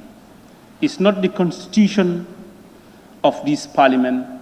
It's not the president's constitution, neither the entire executive constitution, but this is the constitution of the people of the Republic of the Gambia. Because looking at the report, what the CRC told us here, the way and the manner,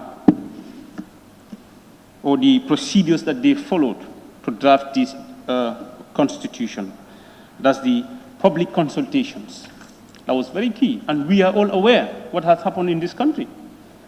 The CRC went around this country, the length and breadth of this country.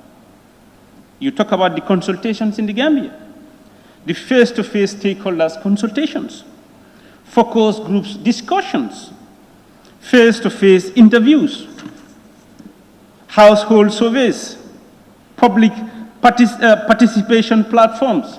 What else do we need? What else are we asking for as the people representative? If this is not enough, what else are we asking for as people representative? Please, honorable colleagues, the world is moving and the Gambia is not really moving. One of the reasons why we are not moving is because of the law that we have. It does not test, it does not serve the interests of the people of this country. And for us to build a better Gambia, we have to have a constitution that is going to serve for the supreme interests of this country, and that's the people. We are not only here to represent ourselves, we are here to represent the people of this country, that's the Gambian people. I believe that this document is in the supreme interest of the people of this country. If I have one or two things in the Constitution that did not favor us, and in fact, I have them in this Constitution. I have some of the clauses that did not favor me as an individual. But that does not necessarily mean that I should go against this entire Constitution. If I do that, means I am nothing but a disappointment to the entire nation. As a young man and as a young representative, I am seeing what is happening, the realities in other countries, even in our neighboring country here, Senegal. If the people, the long-serving parliamentarians in this parliament, did not give us the genesis of what has transpired in this country, I would not even know. The 1997 Constitution, then I was 7 years old. But we have all seen what has transpired in this country, the processes that it follows, and the processes that we want this one to follow. It's like the East and the West, Honorable Speaker. Honorable Speaker, like many people talked about the term of the president. I think this is very simple. The president, the current president of the Republic of the Gambia, unless if he did not want to stick to his words. He said he don't know anything about the affairs of government. He only wanted to serve the people of this country just for 3 years. But he is now giving 5 years. If I was in his shoe, or if I am in his shoe, what is wrong if they did not include my current term in this draft constitution? Should I kill myself about that? I am not saying that's what he is doing, but many are defending on that dimension. And if we should do that, mean we are not doing justice to the people of this country.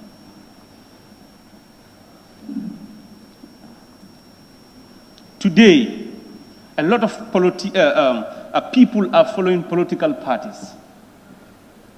But politically, people are not aware.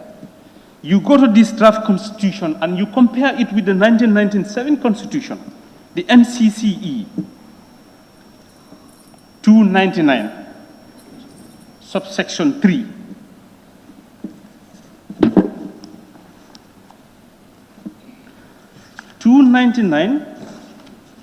Madam Speaker,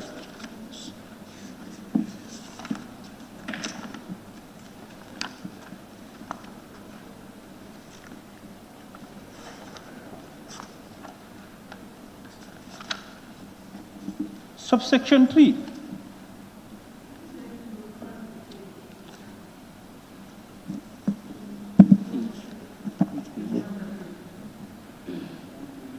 Yeah, it's 138. You read about subsection 1, you read about subsection 2, you read about subsection 3, and you compare it to the 1997 Constitution, I believe the people of this country are not, majority are not politically aware. But this Constitution wanted to make it, or wanted to give the people the opportunity to be politically aware, to know what is really happening. Even with this draft Constitution, many majority of people don't even know what we are doing. But you compare this to the 1997 Constitution. Honorable Speaker, you go to the Section 296, the National Youth Development. I am a young man, a youth for that matter.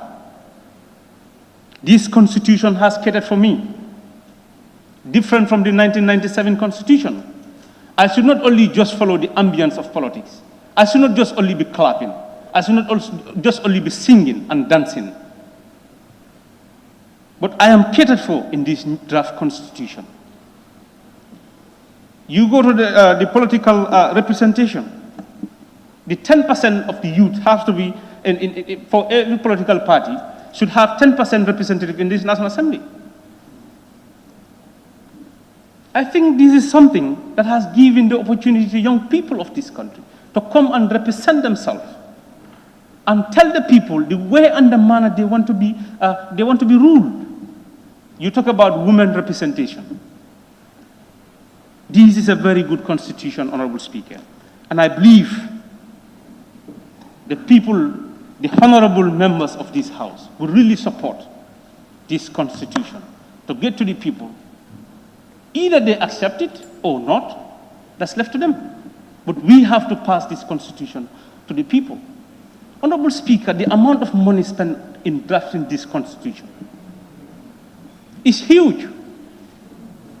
The constituency, without a health center, 116 million can build first-class health center in my constituency. We want that money to go in vain like that. That should not be. Please, honorable members, I believe you are going to support this. I am with the conviction, I am really optimistic that you people are going to support this, honorable members. Please, let us support this draft Constitution. It is the Constitution of the people. Please, every Gambian is watching. Every Gambian is watching, and they want to know what we are going to do here today. Please, honorable members, let us support this draft Constitution, because it is the Constitution of the people.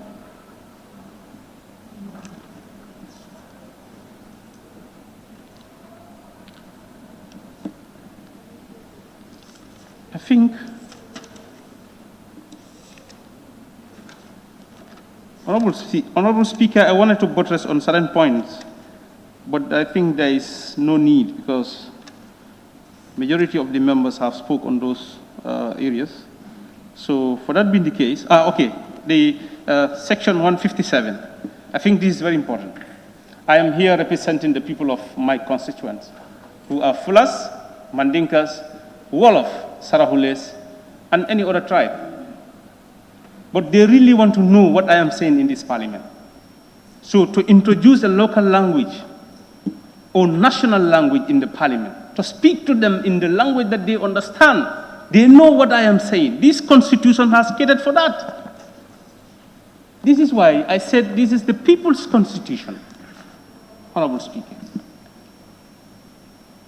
Looking at the 1997 Constitution, if anyone want to defend 1997 Constitution as your legacy, I am telling you, you are defending a very bad legacy.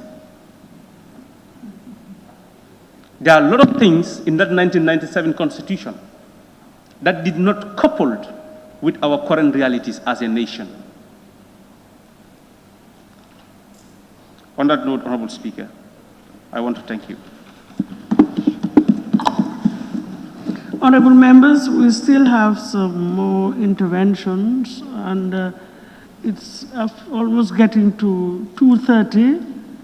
So I'm just thinking of suspending this session for a short break so that we can stretch our legs. And if you agree, we come back at 3:30. Any suggestions? It's a proposal. Let's have 2 more interventions. Yes? Okay, so thank you very much. In that case, I will suspend the sittings and we'll resume at 3:30 to continue with the debate. We still have some couple of honorable members to make their interventions. Thank you. We suspend.